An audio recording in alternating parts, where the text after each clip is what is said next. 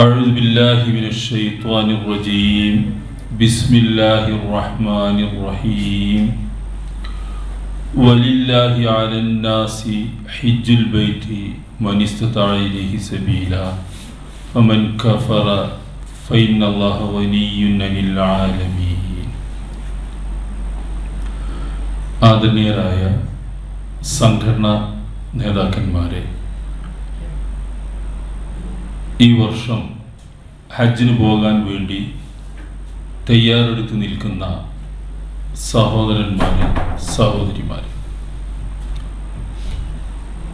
ഇപ്പോൾ നമ്മൾ സംബന്ധിക്കുന്ന ഈ ഹജ്ജ് ക്ലാസ് വളരെ പ്രധാനപ്പെട്ട ഒരു സംഗതിയാണ്.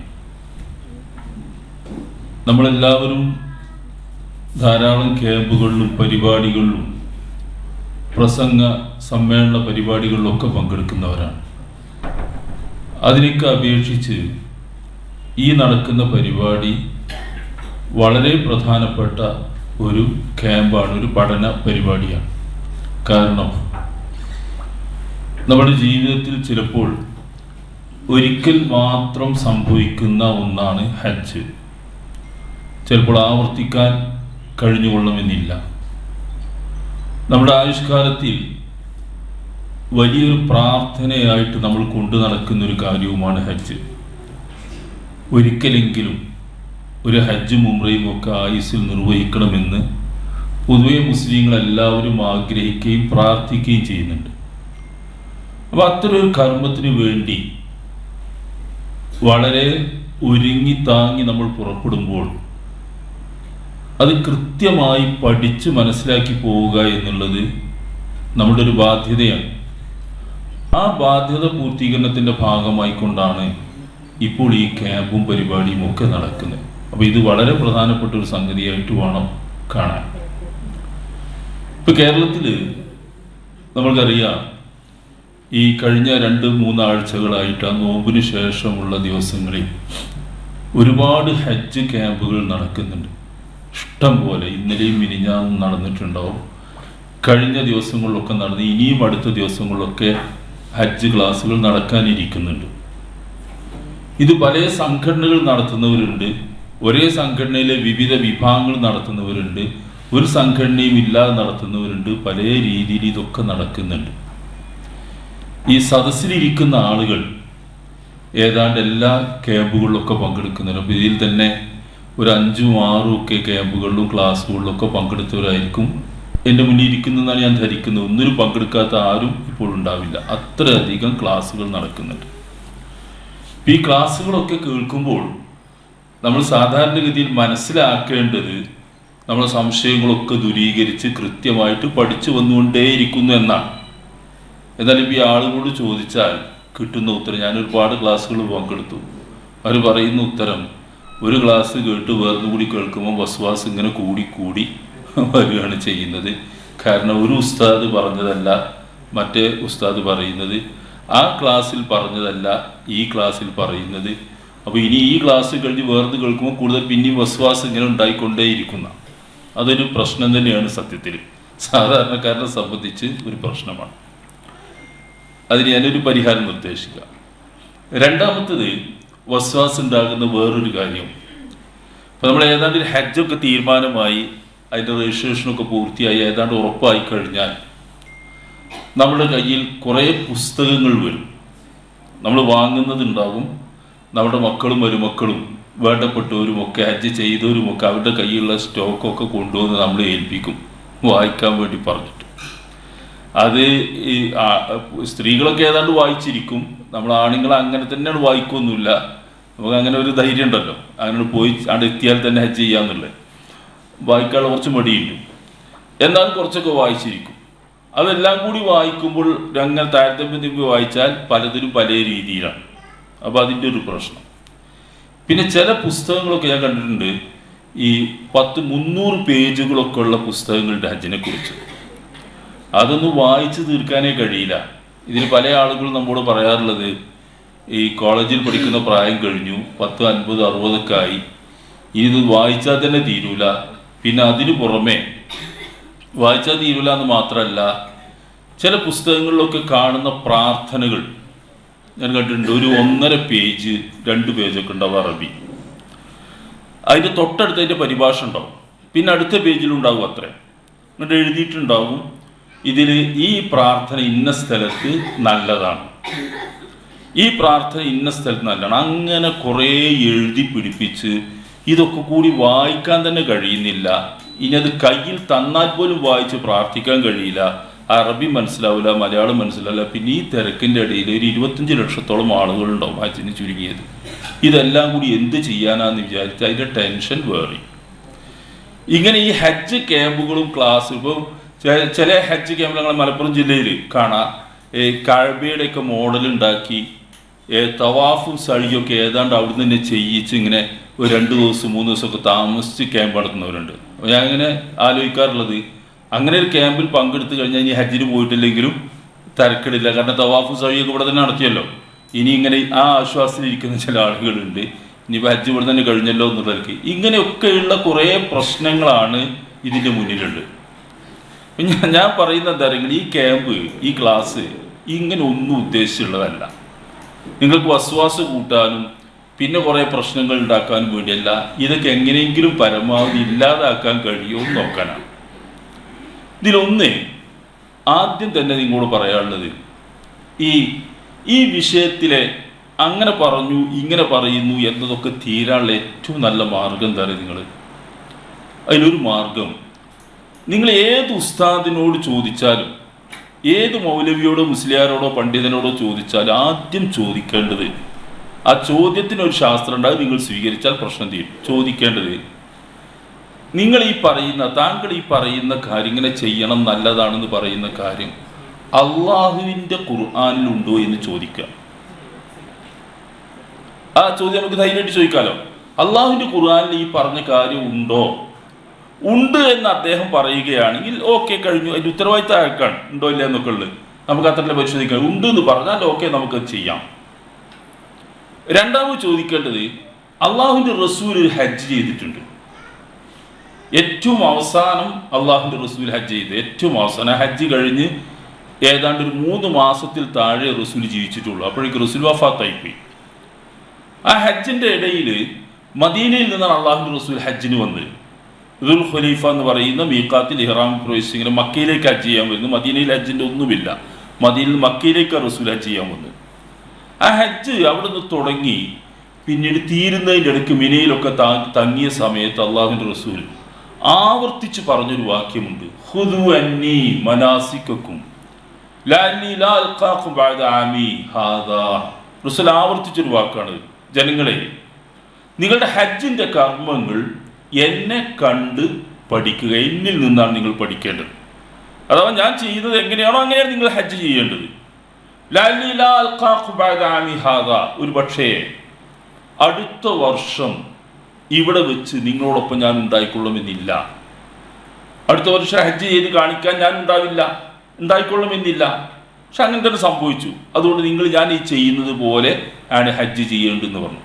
ആ ചെയ്ത ഹജ്ജിൻ്റെ രൂപം ഹദീസ് ഗ്രന്ഥങ്ങളിൽ കൃത്യമായി വന്നിട്ട് ഇമാം ജാബിർ റളിയല്ലാഹു അൻഹു, സഹാബിയാണ് അദ്ദേഹം മുസ്ലിം റിപ്പോർട്ട് ചെയ്യുന്ന ഹദീസിൽ ഹജ്ജത്തു നബി എന്നാണ് അത് പണ്ഡിതന്മാർ, നബിയുടെ ഹജ്ജ് എന്ന് പറഞ്ഞാൽ ആ ഇഹ്റാമിൽ പ്രവേശിച്ച് മുതൽ തിരിച്ച് മദീനയിലെത്തുന്നവരെ എല്ലാ സംഭവവും വിശദീകരിക്കുന്നുണ്ട്. മറ്റു സഹാബികൾ റിപ്പോർട്ട് ചെയ്തത് വേറെയുണ്ട്. അപ്പോൾ റസൂൽ ചെയ്ത ഒരു ഹജ്ജിൻ്റെ രൂപം പൂർണ്ണമായിട്ട് നമ്മൾക്ക് കിട്ടും. ഇപ്പോൾ രണ്ടാമത്തെ പ്രശ്നം, ഒന്ന് ഖുർആനിൽ ആ പറഞ്ഞതുണ്ടോ എന്ന് അന്വേഷിക്കുക, ഉണ്ടെങ്കിൽ നമ്മൾ ചെയ്യാം. രണ്ടാമത് അള്ളാഹുവിൻ്റെ റസൂൽ ചെയ്ത ഹജ്ജിൽ, അല്ലെ റസൂൽ പറഞ്ഞു തന്ന ഹജ്ജിൽ ഈ പറഞ്ഞ സംഗതി ഉണ്ടോ? ഉണ്ട് എന്ന് പറഞ്ഞു തരികയാണെങ്കിൽ ഓക്കെ, ചെയ്തു, പ്രശ്നമല്ല. അപ്പം അത് ഈ ചോദ്യകർത്താക്കൾ അത് ഇവിടുന്ന് ചോദിച്ചാലും ഏത് സാഹസിൽ ചോദിച്ചാലും അങ്ങനെ ചോദിക്കുക. അള്ളാഹുവിൻ്റെ റസൂൽ അവിടെ എന്താ ചെയ്തത് ചോദിച്ചാൽ മതി. അപ്പോൾ അതല്ല, അങ്ങനെ ഒന്നും പറഞ്ഞു തരാൻ തയ്യാറില്ല, മറിച്ച് ഇന്ന ഷെയ്ഖ് പറഞ്ഞിട്ടുണ്ട്, ഇന്ന ഉസ്താദ് പറഞ്ഞിട്ടുണ്ട് ഇത് നല്ലതാണ്, മറ്റേ ഷെയ്ഖ് അങ്ങനെ നല്ല എന്ന് പറഞ്ഞാൽ, അങ്ങനെ അവരൊക്കെ നല്ലതൊക്കെ പറഞ്ഞതൊക്കെ ഒഴിവാക്കിയാൽ എളുപ്പമുണ്ട് തീരാൻ പ്രശ്നം. അതാണ് ഇതിൻ്റെ ശരിയായ ക്രമം. ഇപ്പം ഞാൻ ഒരു ഉദാഹരണം പറഞ്ഞുതരാം. ഈ തവാഫ് ചെയ്യുന്നിടത്ത് 7 തവാഫാണ്. ഈ വസ്വാസിൻ്റെ ഒരു വിഷയം പറയാം. ആ 7 തവാഫിൽ ചില പുസ്തകങ്ങളൊക്കെ, അധിക പുസ്തകങ്ങളിലും കാണാം ഒന്നാമത്തെ തവാഫിൽ ഈ പ്രാർത്ഥന ചെല്ലുന്നത് നല്ലതാണ് എന്നുകൊണ്ട് നീണ്ട പ്രാർത്ഥന കൊടുത്തിട്ടുണ്ടോ? അങ്ങനെ ഒരു പ്രാർത്ഥന റസൂൽ പഠിപ്പിച്ചിട്ടുണ്ടോ എന്ന് ചോദിക്കുക. എന്നാൽ നല്ലതാണ്, ഒരു പ്രശ്നമില്ല, നമ്മൾ ചെല്ലണം. ഇല്ലേ, ഈ ഇദ്ദേഹത്തിൻ്റെ വക നല്ല എന്ന് പറഞ്ഞാൽ അദ്ദേഹം എഴുതി വെച്ചതാണ്, പുസ്തകം നല്ല വലിപ്പം കൂടും, നല്ല വിലക്ക് വിൽക്കുക, അല്ലാതെ ഒരു കാര്യമില്ല. ആ നല്ലത് അദ്ദേഹത്തിൻ്റെ വകയാണ്. അങ്ങനെ നല്ലത് പഠിപ്പിക്കാനാണ് റസൂല് വന്നത്. റസൂല് പഠിപ്പിച്ചെടുത്തത് ഉണ്ടോ എന്ന് ചോദിച്ചാൽ മതി, ഇല്ലെങ്കിൽ അങ്ങോട്ട് ഒഴിവാക്കി പ്രശ്നം തീരും. വളരെ എളുപ്പമാണ്, വളരെ എളുപ്പമാണ്. നിങ്ങൾ ആ ഒരു ചോദ്യം, അള്ളാഹുവിൻ്റെ ഖുർആനിൽ ആ വിഷയത്തിൽ എന്ത് പറഞ്ഞു, റസൂലുള്ള എന്ത് പഠിപ്പിച്ചു എന്ന് ചോദിക്കുക, അതിന് കിട്ടുന്ന ഉത്തരം. ബാക്കി അദ്ദേഹത്തിൻ്റെ ഉത്തരമാണല്ലോ പറയുന്നതൊക്കെ. ആ ഉത്തരവാദിത്തത്തിൽ അദ്ദേഹം പറയട്ടെ, നമുക്ക് സ്വീകരിക്കാം. നല്ലതാണ് നല്ലതാണ് എന്ന് പറയുന്നതൊക്കെ ഒഴിവാക്കുക. രണ്ടാമതൊരു കാര്യം, ഈ ഹജ്ജ് കർമ്മങ്ങൾ നടത്താൻ വേണ്ടി നമ്മളിങ്ങനെ ക്യാമ്പും ക്ലാസ്സൊക്കെ നടത്തേണ്ടി വരുന്നത്, ഇപ്പം നിസ്കരിക്കാൻ ഒരു ക്യാമ്പ് നമ്മൾ നടത്താറില്ല, നോമ്പിന് ക്യാമ്പ് നടത്താറില്ല. ഹജ്ജിന് നമ്മൾ നടത്തേണ്ടി വരുന്നത് എന്തുകൊണ്ടാണ്? നമ്മൾക്കാർക്ക് ചെയ്ത് പരിചയമില്ലാത്തത് കൊണ്ടാണ്. നമ്മൾ ഹജ്ജിനെ പറ്റി പണ്ട് മദ്രസയിൽ 4ാം ക്ലാസ്സിലോ 5ാം ക്ലാസ്സിലോ പഠിച്ചതാണ്. അന്ന് പഠിച്ചത് ഒരു ഹജ്ജ് ചെയ്യാന്ന് വിചാരിച്ച് പഠിച്ചതൊന്നുമല്ല. പിന്നെ അന്ന് നമ്മൾ പഠിച്ചത് പരീക്ഷയ്ക്ക് എഴുതാമല്ലോ, അല്ലെങ്കിൽ ഉസ്താദിൻ്റെ അടി കിട്ടുമെന്ന് വിചാരിച്ച് പഠിച്ചതാണ്. ആ ബോധം മാത്രമേ നമ്മൾക്കുള്ളൂ. പിന്നെ ഹജ്ജ് ചെയ്യാവുന്നൊരു സാഹചര്യത്തിലേക്ക് നമ്മൾ ഇപ്പോഴാണ് എത്തിയത്. സാമ്പത്തികമായി സൗകര്യങ്ങൾ വന്നു, അതിൽ ആരോഗ്യം അവസ്ഥയും വന്നു, നമുക്ക് ചെയ്യണം തോന്നി. ഇപ്പം അന്നാ പഠിച്ചു വെച്ചിട്ട് ഹജ്ജ് ചെയ്യാൻ കഴിയില്ല. നമസ്കാരമൊക്കെ നമ്മൾ അന്ന് പഠിച്ചു തന്നെയാണ് ഇപ്പോഴും ചെയ്യുന്നത്, കാരണം അന്നേ ചെയ്തു വരുന്നതാണ്. ഈ ഹജ്ജ് ഇപ്പോൾ പഠിക്കേണ്ടി വരുന്നത് കൊണ്ടാണ് ഇങ്ങനെ ഒരു ക്യാമ്പും ക്ലാസ്സും ഒക്കെ നമ്മൾ പഠിപ്പിക്കുന്നത്. അപ്പം ഇത് ഇങ്ങനെ ഒരു ഹജ്ജിനെ പറ്റി പഠിപ്പിക്കാൻ ആകെ എത്ര സമയം വേണം എന്നറിയുന്നത്? ഏറിയാൽ അരമണിക്കൂർ മതി. അത്ര ആവശ്യമുള്ളൂ. ഹജ്ജിനെന്ന് പറയാൻ അരമണിക്കൂർ മതി. പിന്നെ എന്തിനാ അത്ര സമയം? എനിക്ക് തന്നെ ചിലപ്പോൾ ഒരുപാട് സമയം ഇനി വേണ്ടി വരും. പിന്നെ നിങ്ങൾക്ക് ഒരുപാട് സംശയം, ടീച്ചർ വേറെ വഴി ഇരിക്കുന്നുണ്ട്.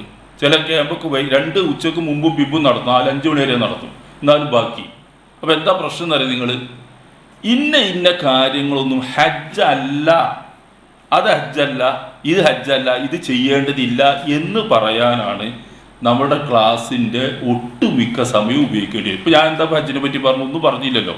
ഹജ്ജല്ല എന്ന് പറയാനാണ് ഞാൻ അത്രയും സമയം ഉപയോഗിച്ചത്. ഇതാണ് ഇതിൻ്റെ അവസ്ഥ.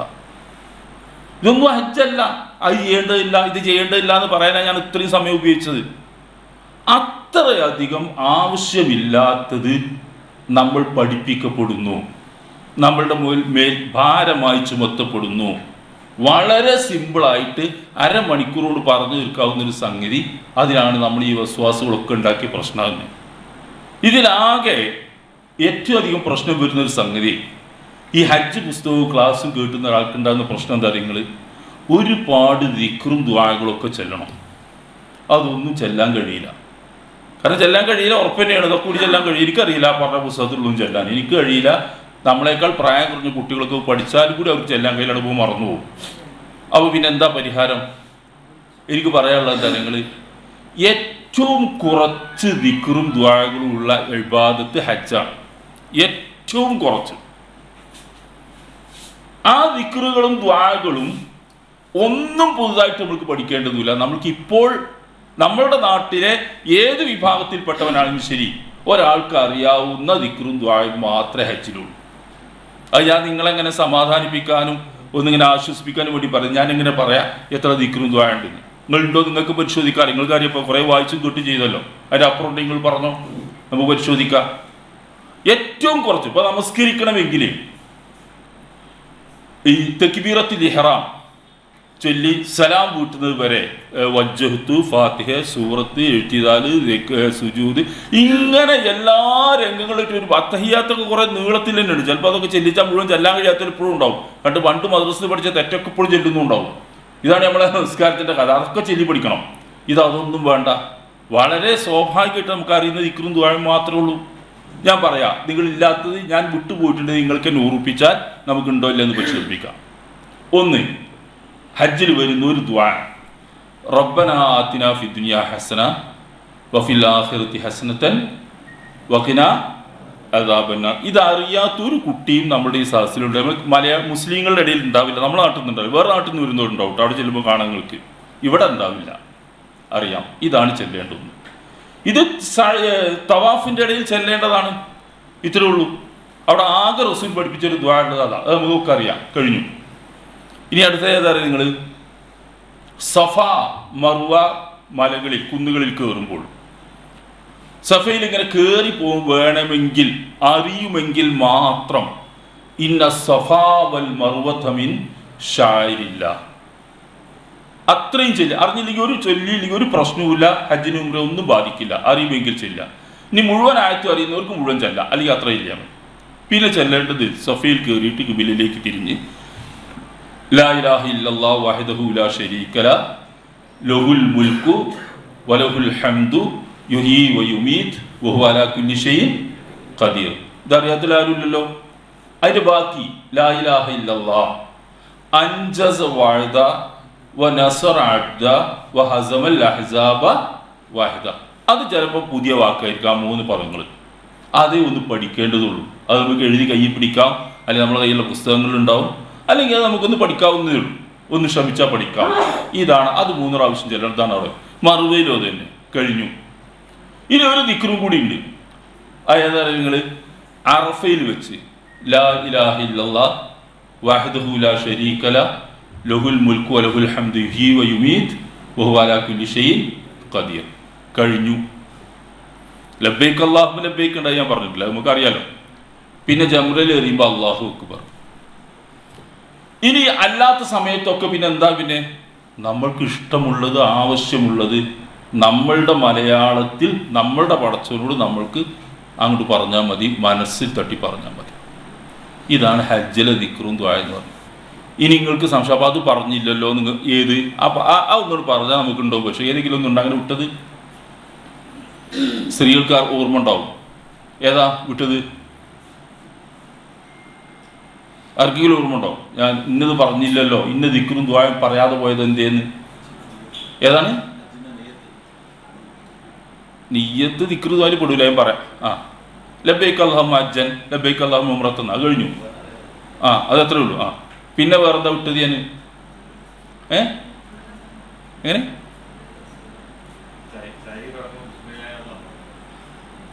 അതങ്ങനെ കർമ്മങ്ങൾ പറയണ്ട. അവർക്ക് ദിക്റ് ദുആകളെ ആകെ ദിക്റും ദുആയും ചെല്ലുന്നതാണല്ലോ പ്രശ്നം. അതില്ല.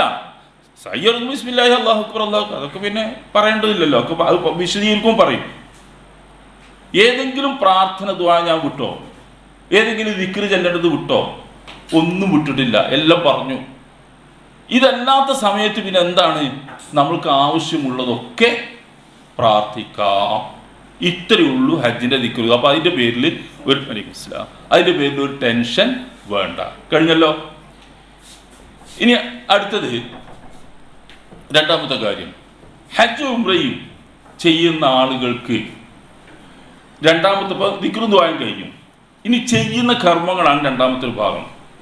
ചെയ്യുന്ന കർമ്മങ്ങൾ എന്ന് പറഞ്ഞാൽ നമുക്കിവിടുന്ന് വിശദീകരിച്ച് തരാൻ കഴിയും. ചെയ്യുമ്പോൾ തന്നെ അതിങ്ങനെ അനുഭവിച്ചു പോകും. അപ്പോൾ അതിലും ഒരു ടെൻഷനും വേണ്ട. അതിന് കാരണം എന്താ നിങ്ങൾ, അത് അവിടെ ചെന്നിട്ട് ഇതൊക്കെ ചെയ്യാനേ കഴിയുള്ളൂ. വേറെ അതിലില്ലാത്ത അങ്ങനത്തെ ഒന്നുമല്ല, ചെയ്യാതിരിക്കാൻ കഴിയില്ല. അതിൻ്റെ സ്വാഭാവികമായിട്ട് ആ ചാനലിൽ നമ്മളിങ്ങനെ പോകും.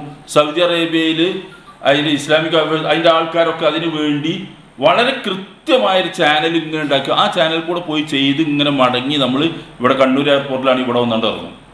അത്രയും കൃത്യമായ ചാനലുണ്ട്. ഞാൻ സാധാരണ തമാശയായിട്ട് പറയലുണ്ട്, ഒരു ആട് ഹജ്ജിന് പോകുന്നുണ്ട്, കടലാസൊക്കെ രേഖയൊക്കെ ശരിയാക്കിയിട്ട് അതിൻ്റെ ടാഗ് കഴുത്തിൽ കെട്ടിയിട്ട് ഇവിടുന്ന് ഫ്ലൈറ്റിലാണ് കയറ്റി വിട്ടാൽ ഹജ്ജ് ചെയ്ത് തിരിച്ച് എയർപോർട്ടിൽ വന്നിട്ടുണ്ടോ? അതെങ്ങനെ? അങ്ങനെ ഒരു ചാനൽ അതിനുണ്ട്. അങ്ങനെ പോയിട്ട് ഇങ്ങനെ തിരിച്ച് ഇങ്ങനെ വന്ന് ഇവിടെ പോരും. അപ്പോൾ പിന്നെ നമ്മൾ അവിടെ ചെന്നിട്ട് എങ്ങനെയാന്ന് നോക്കേണ്ടതില്ല. തവാഫ് ചെയ്യേണ്ട ഒരു തവാഫ് ചെയ്യും നമ്മൾ. അത് ഇടത് ഭാഗത്താക്കി ചെയ്യേണ്ടതാണെന്ന് നമ്മൾ ക്ലാസ് പറയും. അത് വലത്തോട്ട് ആരും അവിടെ പോയിട്ട് ചെയ്യൂല. മനസ്സിലാവുണ്ടല്ലോ? അവിടെ പോയിട്ട് ഞാനൊന്ന് എല്ലാവരും ഇടത്തോട്ട്, ഞാനൊന്ന് വലത്തോട്ടേണ്ട ഒരാളുണ്ടാവില്ല. അവിടെ സഴി ഇവിടുന്ന് സഫയിൽ നിന്ന് മറുവയിലേക്കാണ്. ഒരാൾ മറുവയിൽ നിന്ന് ഇങ്ങോട്ട് തുടങ്ങൂല. അബദ്ധം ആർക്കും സംഭവിച്ചു, ആരും അങ്ങനെ ഇല്ല. അപ്പം എന്ന് പറഞ്ഞാൽ അവിടെ ഒരു ചാനലുണ്ട്. ആ ചാനലിലൂടെ തന്നെ നമ്മൾ ചെയ്ത് പൂർത്തിയാക്കി ഇങ്ങോട്ട് തിരിച്ചു വരും. ഒരു ടെൻഷനും വേണ്ട എന്നർത്ഥം. ഞാനത് ചെയ്യാതെ പോകുമെന്നുള്ള ബേജാറ് ആർക്കും വേണ്ട. സൗദി അറേബ്യയിൽ ചെയ്യുന്ന ഒരു സർവീസ് പറയേണ്ടത്, ഇപ്പോൾ രോഗമൊക്കെ വന്ന് ഹോസ്പിറ്റലിൽ അഡ്മിറ്റ് ചെയ്യപ്പെട്ടു, നേരത്തെ ഡോക്ടർ പറഞ്ഞല്ലോ, അങ്ങനെയൊക്കെ വന്നാൽ തന്നെ അറഫയാണ് ഹജ്ജിൻ്റെ ഏറ്റവും മുഖ്യമായ കർമ്മം.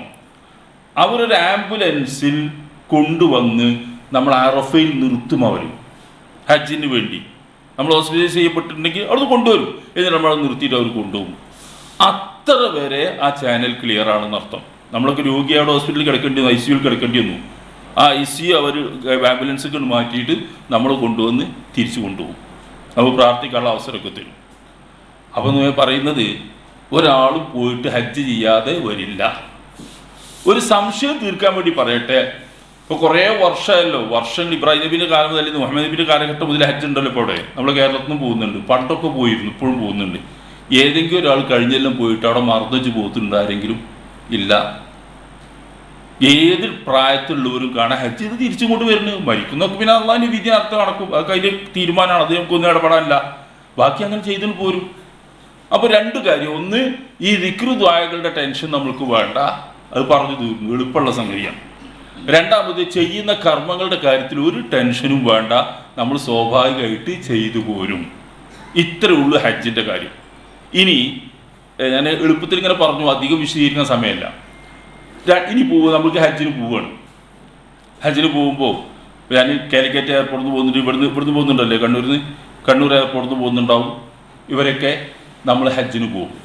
നമ്മൾ ഇവിടെ നിന്ന് സാധാരണഗതിയിൽ ഹജ്ജിന് പോകുമ്പോൾ നമ്മളെ എയർപോർട്ടിൽ വെച്ച് നമ്മളെ കൊണ്ടുപോകുന്ന പ്രൈവറ്റിലോ ഗവൺമെൻറ്റിലോ കൊണ്ടുപോകുന്ന ആളുകൾ പുരുഷന്മാരോടൊക്കെ അവർ ഇഹ്റാമിൻ്റെ ഡ്രസ്സ്, ആ ഉടുതുണിയും മേൽമുണ്ടും ധരിക്കാൻ വേണ്ടി പറയും. സ്ത്രീകൾക്ക് അവരുടെ മുഖവും മുൻകൈയും ഒഴികെയുള്ള ഭാഗങ്ങൾ മറയുന്ന ഇപ്പോൾ നിങ്ങളൊക്കെ ധരിച്ചിരിക്കുന്ന ആ വസ്ത്രം തന്നെയാണ്, വേറെ വസ്ത്രമൊന്നുമില്ല. പുരുഷന്മാർക്കാണ് ഈ വസ്ത്രം ഒന്ന് മാറേണ്ടത്. ഇത് ധരിപ്പിച്ച് നമ്മളെ ഇവിടെ നിന്ന് ഫ്ലൈറ്റിൽ കയറ്റും. അപ്പോൾ ഈ ഫ്ലൈറ്റിൽ കയറി പോയാൽ മതി, അതിൽ പ്രശ്നമൊന്നുമില്ല. അതിലിപ്പോൾ എന്താ, ഫ്ലൈറ്റിൽ കയറി പോകണം. പക്ഷേ ഈ ഡ്രസ്സ് മാറുന്നത് എന്തിനാണ്? അപ്പോൾ ആളുകളുടെ ധാരണ എന്താ? ആളുകളുടെ ധാരണയും ഈ പ്രൈവറ്റ് ഗ്രൂപ്പുകാരാണെങ്കിൽ അവൻ്റെ ബിസിനസ്സിൻ്റെ പ്രചാരണവും ഒക്കെ ആയിട്ട് നടക്കുന്ന ഒരു സംഗതി, ഇത് വലിയൊരു സംഗതിയാക്കി അവതരിപ്പിക്കാം. ഇവിടുന്ന് ഡ്രസ്സൊക്കെ മാറണം. എൻ്റെ നാട്ടിൽ ഇത് കണ്ടിട്ടുണ്ട്. ഒരു ഉംറൻ്റെ ഗ്രൂപ്പ് നടത്തുന്ന ഒരാൾ, ഒരു വിദ്വാൻ, എൻ്റെ ഒരു സുഹൃത്താണ്. അദ്ദേഹം ചെയ്യുന്ന എന്താ പറയുക, ഉംറ ട്രിപ്പ് തയ്യാറായാൽ വീട്ടിൽ നിന്ന് കുളിപ്പിച്ചൊരുക്കി കൊണ്ടുവന്ന് ഇഹ്റാമിൻ്റെ ഡ്രസ്സൊക്കെ അവിടുന്ന് മാറ്റും. എൻ്റെ നാട്ടിൽ എയർപോർട്ടിലേക്ക് 1.5 മണിക്കൂർ 2 മണിക്കൂർ വാഹനത്തിന് പോരാൻ ദൂരമുണ്ട്. എന്നിട്ട് തെൽബിയത്ത് ചെല്ലിക്കും. എന്നിട്ട് ആ വാഹനത്തിൽ തെൽബിയത്തൊക്കെ ഇല്ല, റോട്ടിൽ കൂടെ അങ്ങനെ അങ്ങോട്ട് ഇങ്ങോട്ട് 2 വട്ടമൊക്കെ വാഹനം ഇങ്ങനെ പോയി തിരിച്ചിങ്ങനെ എയർപോർട്ടിലേക്ക് പോയിട്ട് അവിടെയും തെൽബിയത്ത്. എന്ത് തെൽബിയത്ത്? നമ്മളെ വീട്ടിലെന്ത് തെൽബിയത്തുള്ളത്? വാഹനത്തിൽ എന്ത് തെൽബിയത്തുള്ളത്? ഒന്നുമില്ല. ഞാൻ കഴിഞ്ഞ ഫെബ്രുവരി മാസത്തിൽ ഉംറക്ക് പോയിരുന്നു. കോഴിക്കോട് എയർപോർട്ടിൽ നിന്നാണ് പോകുന്നത്. അപ്പോൾ എൻ്റെ കൂടെ ഒരു 10-40 ആളുണ്ട്. അപ്പോൾ നമ്മളൊക്കെ അതിൻ്റെ ഇത് അടിച്ച് ടിക്കറ്റൊക്കെ റെഡിയായി ബോർഡിംഗ് പാസ്സൊക്കെ കിട്ടി ഞങ്ങളെ കൗണ്ടറിലേക്ക് ഇരിക്കാൻ വേണ്ടി പോവാണ്, ഫ്ലൈറ്റ് കാത്തിരിക്കാൻ പോകും. അപ്പോൾ ഉണ്ട് അങ്ങേ പുറത്ത് ഗംഭീരമായിട്ട് ചില ടീമുകൾ തെൽബിയത്ത് ചെല്ലുന്നു, തക്ബീർ ചെല്ലുന്നു. ഞാൻ അന്തം വിട്ട് നിന്ന് പോയി. കോഴിക്കോട്ട് എയർപോർട്ടിൽ നിന്നിട്ടാണ് ഈ തെൽബിയത്തും തക്ബീറും ഉച്ചത്തിൽ ചെല്ലുന്നത്. നിങ്ങൾ ആലോചിക്കുക, എന്താണ് നമ്മുടെ ഈ നാട്ടിൻ്റെ സാഹചര്യം? എനിക്ക് അതാ തോന്നിയത്. അപ്പം ഇത് ഒരു ഇന്ത്യ രാജ്യമാണ്. പല ആളുകളും അവിടെ യാത്രക്കാരായിട്ട് വരുന്നുണ്ട്. അവിടെ നമ്മൾ തെൽബിയത്തും തക്ബീറൊക്കെ ഉച്ചത്തിൽ ചെല്ലി പ്രാർത്ഥിച്ച് ദ്വാഴക്ക വട്ടത്തിൽ നിന്ന് നടത്തി പോകേണ്ട ഒരു സ്ഥലമല്ല, അത് എയർപോർട്ടാണ്. അവിടെ നിന്ന് മക്കയിലേക്ക് യാത്ര ചെയ്യാവുന്നത് പോലെ ഇസ്രായേലിലേക്കും യാത്ര ചെയ്യാം. അവിടേക്കുള്ള ടിക്കറ്റ് അവിടുന്ന് കിട്ടും, പോകാനുള്ള ഫ്ലൈറ്റും കിട്ടും. മക്കത്തേക്ക് പോകുന്ന ഇസ്രായേലിലേക്കും പോകാൻ അങ്ങോട്ട്. അതൊരു പൊതുസ്ഥലം. അവിടെ തെക്ബീറും തഹ്ലീലും തെൽബിയത്തൊന്നുമില്ല. അപ്പോൾ നമ്മൾ കൂടെ ഉള്ള ആൾക്കാർ അല്ല ഉസ്താദെ, നമുക്കിതൊന്നുമില്ല. അപ്പോൾ ആളുകൾക്ക് പറ്റുന്നില്ല, ഓൽക്ക് ഇതൊക്കെ ഉണ്ടല്ലോ, നമ്മൾക്കിതൊന്നുമില്ല. അപ്പോൾ അവരെ ഉസ്താദ് ഉഷാറും അവരെ ഉംറ ഹജ്ജൊക്കെ ഉഷാറ്. എന്താ ഉഷാറ്? ഈ ഇല്ലാത്ത തെൽബിയത്തൊക്കെ എയർപോർട്ടിൽ നിന്ന് ചെല്ലിക്കുക. എയർപോർട്ടിൽ നിന്നൊന്നും ചെല്ലല്ല. ഈ ഡ്രസ്സ് മാറുന്നത് എന്തിനാണ് നിങ്ങളോട് എയർപോർട്ടിൽ നിന്ന് ഡ്രസ്സ് മാറാൻ പറയുന്നത്? ഇത് ഫ്ലൈറ്റിൽ മീക്കാത്തിലെത്തുമ്പോൾ മാറേണ്ടതാണ്. മീക്കാത്ത് ഞാൻ വിശദീകരിക്കും. മീക്കാത്തിലെത്തുമ്പോൾ മാറേണ്ട. ഈ മീക്കാത്തിൽ നമ്മൾ എത്തുന്നത് ഫ്ലൈറ്റിലാണ്. നമ്മളിപ്പോഴത്തെ സംവിധാനിച്ച് ഫ്ലൈറ്റ് ഇങ്ങനെ പോകുമ്പോൾ മീക്കാത്തിൻ്റെ മുകളിൽ ഇങ്ങനെ ഷാർപ്പായിട്ട് കൃത്യം എത്തുന്നത് വരെ പറയാൻ കഴിയുന്ന ഒരു കാലത്താണ് നമ്മളുള്ളത്. ഇപ്പോഴാണ് നമ്മൾ മീക്കാത്തിൻ്റെ മുകളിലെന്ന് പറയാൻ കഴിയും. അങ്ങനത്തെ ഒരു കാലത്തല്ല. അപ്പോൾ ആ മീക്കാത്തിലെത്തുമ്പോഴാണ് മാറേണ്ടത്. അത് അവിടുന്ന് മാറാൻ പറഞ്ഞാൽ നമ്മൾ ഈ ആദ്യമായിട്ട് ഫ്ലൈറ്റ് കയറുന്നവരും കാണുന്നവരൊക്കെയാണ്, കുറച്ച് പ്രായമുള്ളവരുമാണ്. എല്ലാം കൂടി മാറി തിരിച്ച് വരുമ്പോഴേക്ക് മീക്കാത്തും കഴിയും, പിന്നെ അവിടെ ചെന്നിട്ട് ബനിയം മാറ്റിയിട്ടില്ല, ഷെഡി മാറ്റിയിട്ടില്ല, ഉസ്താദ് അങ്ങനെ ആയല്ലോ, അങ്ങനെ എനിക്ക് ഓർമ്മയില്ല എന്നൊക്കെ പറയാം. ഒക്കെ കേസ് തീർക്കാൻ വേണ്ടി ഫ്ലൈറ്റിനുള്ള സൗകര്യമൊന്നും ഉണ്ടാവില്ല. അപ്പോൾ അതിനു വേണ്ടി മാത്രമാണ് ഈ എയർപോർട്ടിൽ നിന്ന് നമ്മളോട് ഡ്രസ്സ് മാറാൻ വേണ്ടി പറയുന്നത്. അല്ല, അത് മാറിയതിൻ്റെ പേരിൽ നമ്മൾ ഹാജിയാവില്ല, അവിടെ തെൽബിയത്തുമില്ല, ഒന്നുമില്ല. ഹജ്ജിൻ്റെ അകത്തേക്ക് നമ്മൾ കയറുന്നത് മീഖാത്തിൽ നിന്ന് ലബ്ബൈക്ക് അല്ലാഹുമ്മ ഉംറത്ത് എന്ന് പറഞ്ഞ് അങ്ങോട്ട് കയറുമ്പോൾ മാത്രം. അത് വരെയും സാധാരണ യാത്രക്കാരനെ തലമറക്കാം, ഒക്കെ ചെയ്യാം, ഒരു പ്രശ്നവുമില്ല. അവിടുന്ന് അങ്ങോട്ടാണ് ഈ നിയമങ്ങളൊക്കെ പാലിക്കേണ്ടത്. അതൊന്ന് മനസ്സിലാക്കി വെക്കാതിരുന്നാൽ ഒരുപാട് ടെൻഷൻ നമ്മൾക്കുണ്ടാവും. ഇനി നമ്മൾ ഇഹ്റാമിൽ പ്രവേശിക്കുന്നു. മീഖാത്തിൽ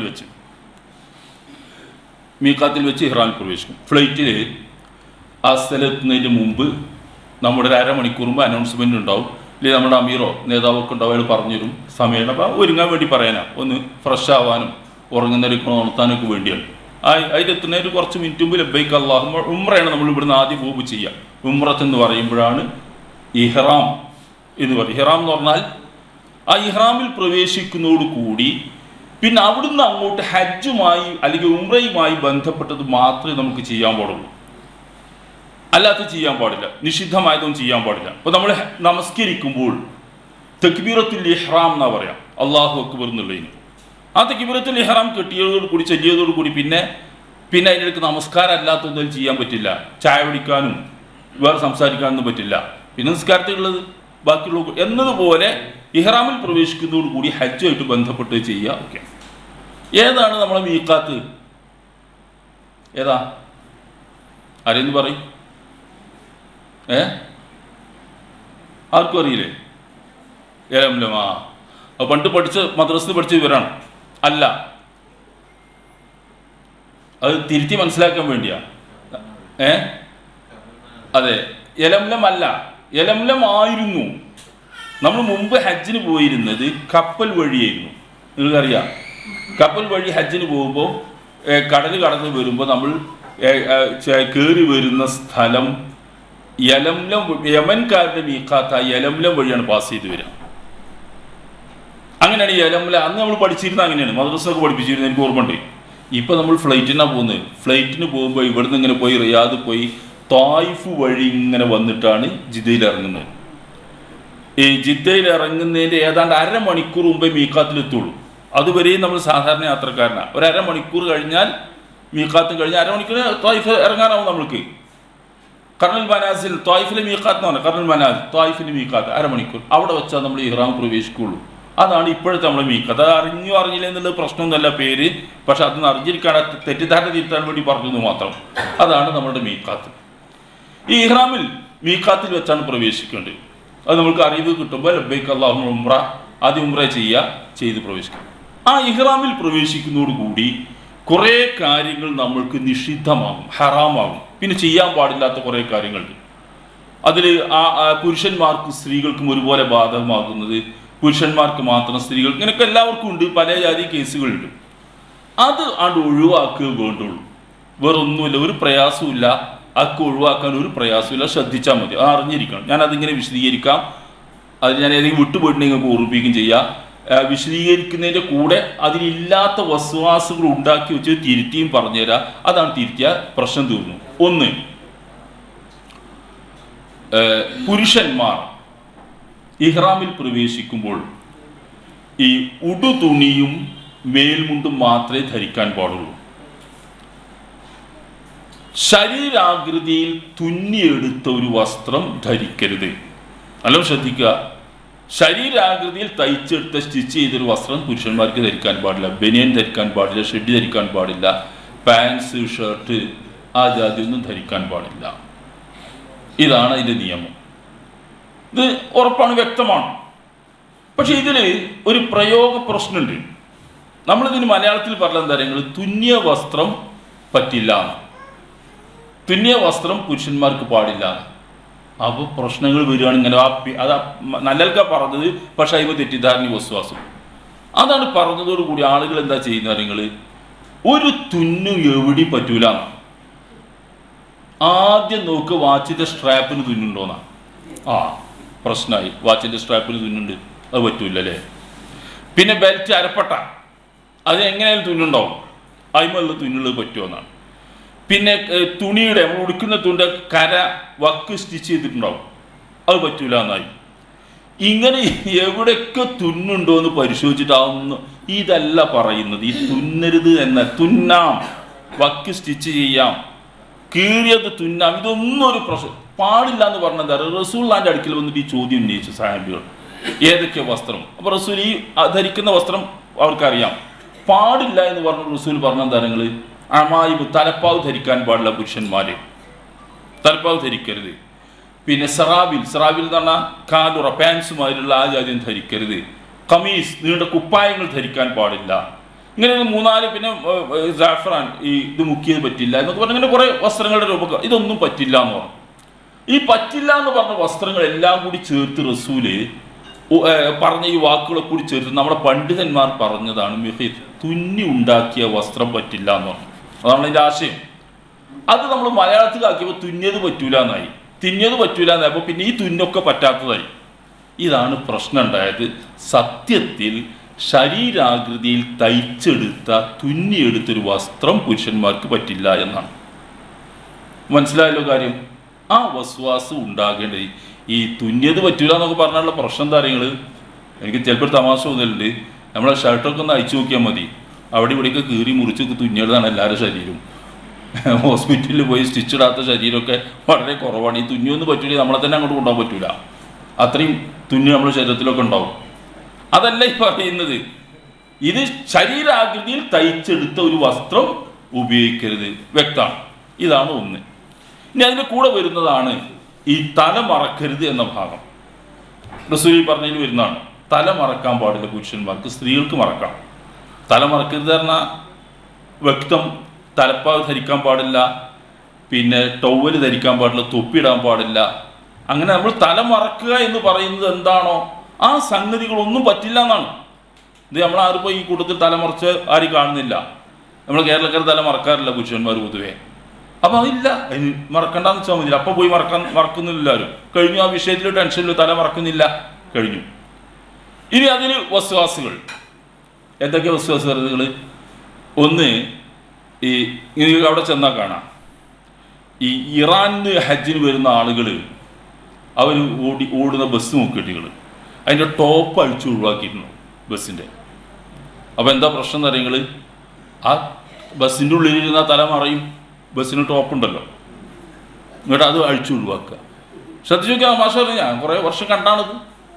എന്നിട്ട് അത് അഴിച്ചു ഒഴിവാക്കിയിട്ട് ഇങ്ങനെ ഇരിക്കും. വെയിൽ പെരും വെയിലായിരിക്കും, അതുകൊണ്ട് അങ്ങനെ തല മറക്കാതെ മുട്ട തലയായിട്ട് അങ്ങനെ ഇരിക്കും. ഒരാവശ്യമില്ല. ഒരു ഷെൽട്ടറിൻ്റെ കീഴിൽ കയറിയിരിക്കാം, നിൽക്കാം, ടെൻറ്റിൻ്റെ കീഴിൽ നിൽക്കാം, അങ്ങനെ തണലേൽക്കാം. ഇതൊക്കെ റസൂൽ ചെയ്താണ്. തണലേറ്റിട്ടുണ്ട്. റസൂൽ ഇങ്ങനെ മുണ്ട് പിടിച്ചു കൊടുത്തിരുന്നു, ഒരു പ്രശ്നവുമില്ല. ഇതൊന്നുമല്ല തല മറക്കാൻ പാടില്ല എന്ന് പറയുന്നതിൻ്റെ അർത്ഥം. തല മറക്കുക എന്ന അർത്ഥത്തിൽ ടവലോ തൊപ്പിയോ തലപ്പാവോ ഒക്കെ ഉപയോഗിച്ചോളും, അങ്ങനെയൊന്നും മറക്കരുത് എന്നേ ഉള്ളൂ. ഇതാരും നമ്മൾ മറക്കാത്തതുകൊണ്ട് അതിൻ്റെ പേരിൽ ഒരു ടെൻഷനില്ല, മറക്കണ്ട, കഴിഞ്ഞല്ലോ, ഒരു പ്രശ്നമില്ല, കഴിഞ്ഞു. അപ്പോൾ അത് പ്രശ്നം, തല മറക്കുന്ന വിഷയം തീർന്നു. ഇതിൽ ഇപ്പോൾ പണ്ഡിതന്മാർ പറയുന്ന ഇപ്പോഴുള്ള പണ്ഡിതന്മാരൊക്കെ പറഞ്ഞ എന്താ നിങ്ങൾ, ഒരാളുടെ കയ്യിൽ അയാളുടെ ബാഗേജ് ഉണ്ട്, ഹജ്ജിൻ്റെ സമയത്ത് പല സാധനവും കൈ തൂക്കി പിടിച്ചൊരു ബാഗേജ് ഉണ്ട്, അത് അയാൾക്ക് അങ്ങനെ തൂക്കി പിടിച്ചിട്ട് കഴിയുന്നില്ല, ഇങ്ങനെ തലയ്ക്ക് വെച്ചു ഭാരം കൊണ്ട്.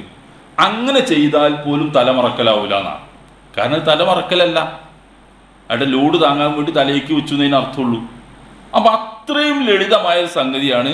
നമ്മൾ ഈ പറഞ്ഞൊക്കെ കൂടി വസ്വാസാക്കി കുടുങ്ങിപ്പോകുന്നവർ കൊടുക്കൂല, ലളിതമാണ് കാര്യം. അടുത്തത്, ശരീരത്തിൽ ഇഹ്റാമിൽ പ്രവേശിച്ചതിന് ശേഷം മുടി, താടി, രോമങ്ങളൊന്നും നീക്കാൻ പാടില്ല. ഒരു പ്രശ്നം ചെയ്യണ്ടെന്നേ പറഞ്ഞിട്ടുള്ളൂ, ചെയ്യണം എന്നല്ല. ചെയ്യണം എന്ന് പറഞ്ഞാൽ പണി എടുക്കണമല്ലോ. ഇത് ഇഹ്റാമിൽ പ്രവേശിച്ചതൊന്നും ചെയ്യണ്ട. ആരാ ഇപ്പം ഇഹ്റാമിൽ പ്രവേശിച്ച് അപ്പം തന്നെ പോയി താടിയൊക്കെ മുടിയൊക്കെ വെട്ടാൻ പോകുന്നത്? ആരും പോകുന്നില്ല. പിന്നെന്തിനാ ഇവങ്ങനെ ടെൻഷൻ അടിക്കണോ? ഒന്നുമില്ല, ചെയ്യാണ്ടെന്നാ പോരെ. മുടി വെട്ടണ്ടാറിന് ഒരു പണി എടുക്കേണ്ടതുണ്ടോ? ഇല്ല. താടി വടിക്കേണ്ടതില്ല അറിഞ്ഞതിന് വേറൊരു പണി എടുക്കണോ? ഇല്ല, ചെയ്യാതിരുന്നാൽ മതി. അത്രയും സിമ്പിളാണ്. പിന്നെ ഇനി വസ്വാസുകൾ വരികയാണ്, അതിമേൽ ഇങ്ങനെ വസ്വാസ് വരികയാണ്. അതാ മീഖാത്ത് ചെയ്യേണ്ടതല്ല, അതിന് മുമ്പ് ചെയ്യണ്ടേ? ഇതൊന്നുമില്ല. ചെയ്യണ്ടെന്ന് പറഞ്ഞാൽ ചെയ്യാതിരുന്നാൽ മതി. വേറെ ഇത് തലേന്ന് ചെയ്യണം, അപ്പ് ചെയ്യണം, ഒന്നും അതിനർത്ഥമല്ല. പിന്നെ നമ്മളുടെ അപ്പോൾ ഒരാൾക്ക് എന്ത് ചെയ്യാം? ഇതൊക്കെ പിന്നെ കുറച്ച് കാലം കഴിഞ്ഞിട്ടൊക്കെ ചെയ്യാൻ കഴിയുള്ളൂ എന്നുള്ളവർക്കൊക്കെ വൃത്തിയാക്കണം തോന്നുന്നു ഒരാൾക്ക്. അപ്പോൾ അയാൾ എന്താണ് വീട്ടിൽ നിന്ന് ഇറങ്ങുമ്പോൾ തന്നെ അവർക്ക് ചെയ്തു പോന്നാൽ മതി. മുടി വെട്ടണമെങ്കിലൊക്കെ വെട്ടി പോവുക, വൃത്തി പോവുക, താടിയൊക്കെ വൃത്തിയാക്കണമെന്നൊക്കെ എല്ലാം അയാൾക്ക് ചെയ്യേണ്ടതൊക്കെ അയാൾ ചെയ്തോട്ടെ. അല്ലാതെ മീക്കാത്തിൽ ഇറങ്ങിയിട്ട് ഇത് ചെയ്യേണ്ടതില്ല, ഫ്ലൈറ്റിൽ നിന്ന് ചെയ്യേണ്ടതില്ല, ഒക്കെ അത്ര ചെയ്താൽ മതി, ഒരു പ്രശ്നവുമില്ല. കഴിഞ്ഞു. ഇനി നഖം വെട്ടാൻ പാടില്ല. ഇതിനെ കുറിച്ച് ചേർത്ത് പറഞ്ഞൊരു സംഗതിയെ ഖുർആനിലെ ആയത്ത് വ്യാഖ്യാനിച്ച് പണ്ഡിതന്മാർ പറയുന്ന നഖം വെട്ടാൻ പാടില്ല. നഖം വെട്ടണ്ട, ഒരു പ്രശ്നവുമില്ലല്ലോ. നഖം അപ്പം തന്നെ ഇറാൻ പ്രദേശം അപ്പം തന്നെ ആരെയും നഖം വെട്ടാൻ നടക്കണം? ഇല്ല, നഖം വെട്ടേണ്ടതില്ല തന്നെ. നഖം വെട്ടണ്ട, 2 ദിവസം നഖം വെട്ടാന്നൂടെ, ഒരു പ്രശ്നവുമില്ല. അപ്പോൾ പിന്നെ ചില കേസുകൾ ചിലരിങ്ങനെ നഖം കടിക്കൂലേ, കടിക്കും, അവിടെ തുപ്പി കളഞ്ഞാൽ ആദ്യം അത് ഇറക്കണ്ട, അവിടെ തുപ്പി കളയുക. അറിയാതെ ചെയ്താണെങ്കിൽ അള്ളാഹിനോട് തൗബ ചെയ്യുക, ഇത്രേ ഉള്ളൂ. ചിലപ്പോൾ നമ്മൾ നടക്കുന്നതിൻ്റെ ഇടയിൽ കാലെവിടെയൊക്കെ തട്ടി നഖമൊക്കെ ഇങ്ങനെ പൊട്ടിപ്പൊളിഞ്ഞ് വന്നിട്ടുണ്ടാവും, അതാണ്ട് എടുത്തിട്ടാൽ മതി. അതൊന്നും നഖം വെട്ടലല്ല. നഖം വെട്ടാൻ നമ്മൾ കത്തിയോ കത്രികയോ പിന്നെ നൈൽ കട്ടറൊക്കെ ഉപയോഗിച്ച് വെട്ടുമല്ലോ. ഇതൊന്നും ചെയ്യരുത്. മുടി വെട്ടുക എന്ന് പറഞ്ഞാലും അത് തന്നെയാണ്. കത്തിയോ കത്രികയോ റിമൂവറോ ഒക്കെ ഉപയോഗിച്ച് നമ്മൾ നീക്കാതിരുന്നാൽ മതി, ഒരു പ്രശ്നമില്ല. ഈ വസ്വാസുകൾ, ഈ മുടി കൊഴിയാൻ പറ്റുമോ പറ്റൂലാണ്. അപ്പോൾ ചില ക്ലാസ്സുകളൊക്കെ പറയാറുണ്ട്, എനിക്കറിയാം, ഞാൻ കേട്ടിട്ടുണ്ട്, മുടി കൊഴിഞ്ഞാൽ പ്രശ്നമാണെന്നാ. മുടി കൊഴിഞ്ഞാൽ പ്രശ്നമാണെങ്കിൽ ആർക്കെങ്കിലും അത് ചെയ്യാൻ കഴിയുമോ? ഒരു കുട്ടിക്ക് ആണും പെണ്ണിനും കഴിയില്ല. ഇവിടുന്ന് അങ്ങോട്ട് ചെന്നിട്ട് അവിടുത്തെ ആ ക്ലോറിൻ വാട്ടറിലൊക്കെ കുളിച്ചാണ്ടല്ലോ നമ്മൾ മുടിയൊക്കെ കൊഴിഞ്ഞു പോകും. ആണുങ്ങളൊക്കെ കുളിച്ച് തോർത്തിയ ശരീരത്തിൽ നിന്നും വരും, തലയിൽ നിന്നും വരും, ദേഹത്തിനൊക്കെ മുടി വരും. സ്ത്രീകളൊക്കെ ഇങ്ങനെ മുടി ഇങ്ങനെ കയ്യുമ്മലാക്കിയാൽ ഇങ്ങനെ പോരും മുടി. ഇതിനെന്താ ചെയ്യുക? ഒരു പ്രശ്നവുമില്ല. അതല്ല ഈ പറയുന്നത്. മുടി ഈ കത്തിയും കത്തിരിക്കൊന്നും ഉപയോഗിച്ച് വെട്ടി മാറ്റരുത് എന്നുള്ളതാണ്. അല്ല, കൊഴിയുന്നതിന് നമുക്കൊരു നിവൃത്തിയില്ല, അത് നമ്മൾ പരിധി വരുന്നതല്ല. ഇതൊക്കെ വസ്വാസുണ്ട്. ഞാനൊരിക്കൽ മിനയിൽ നമ്മുടെ ടെൻറ്റിൻ്റെ തൊട്ടപ്പുറത്തൊരു ക്ലാസ് എടുക്കേണ്ട ഒരു ഉസ്താദ്, അവസാനത്തെ ദിവസം പോരുന്ന ദിവസം, അവസാനത്തൊക്കെ ഫൈനലൈസ് ചെയ്ത് തീരുമാനമാക്കി പോകണമല്ലോ, എല്ലാ കേസൊക്കെ തീർക്കണമല്ലോ. അപ്പോൾ അദ്ദേഹം ക്ലാസ് എടുക്കുന്ന എന്താ അറിയോ? ജനങ്ങളെ, ഇഹ്റാമിൽ പ്രവേശിച്ചാൽ നമ്മുടെ ശരീരത്തിന് മുടി നീക്കാൻ പാടില്ല, കൊഴിയാനും പാടില്ല. ഭയങ്കര പ്രശ്നമായില്ലേ? കൊഴിയാനും പാടില്ല. എന്നാൽ കൊഴിഞ്ഞാലോ? കൊഴിയാതിരിക്കൂല, ഉറപ്പല്ല കൊഴിയുന്നത്.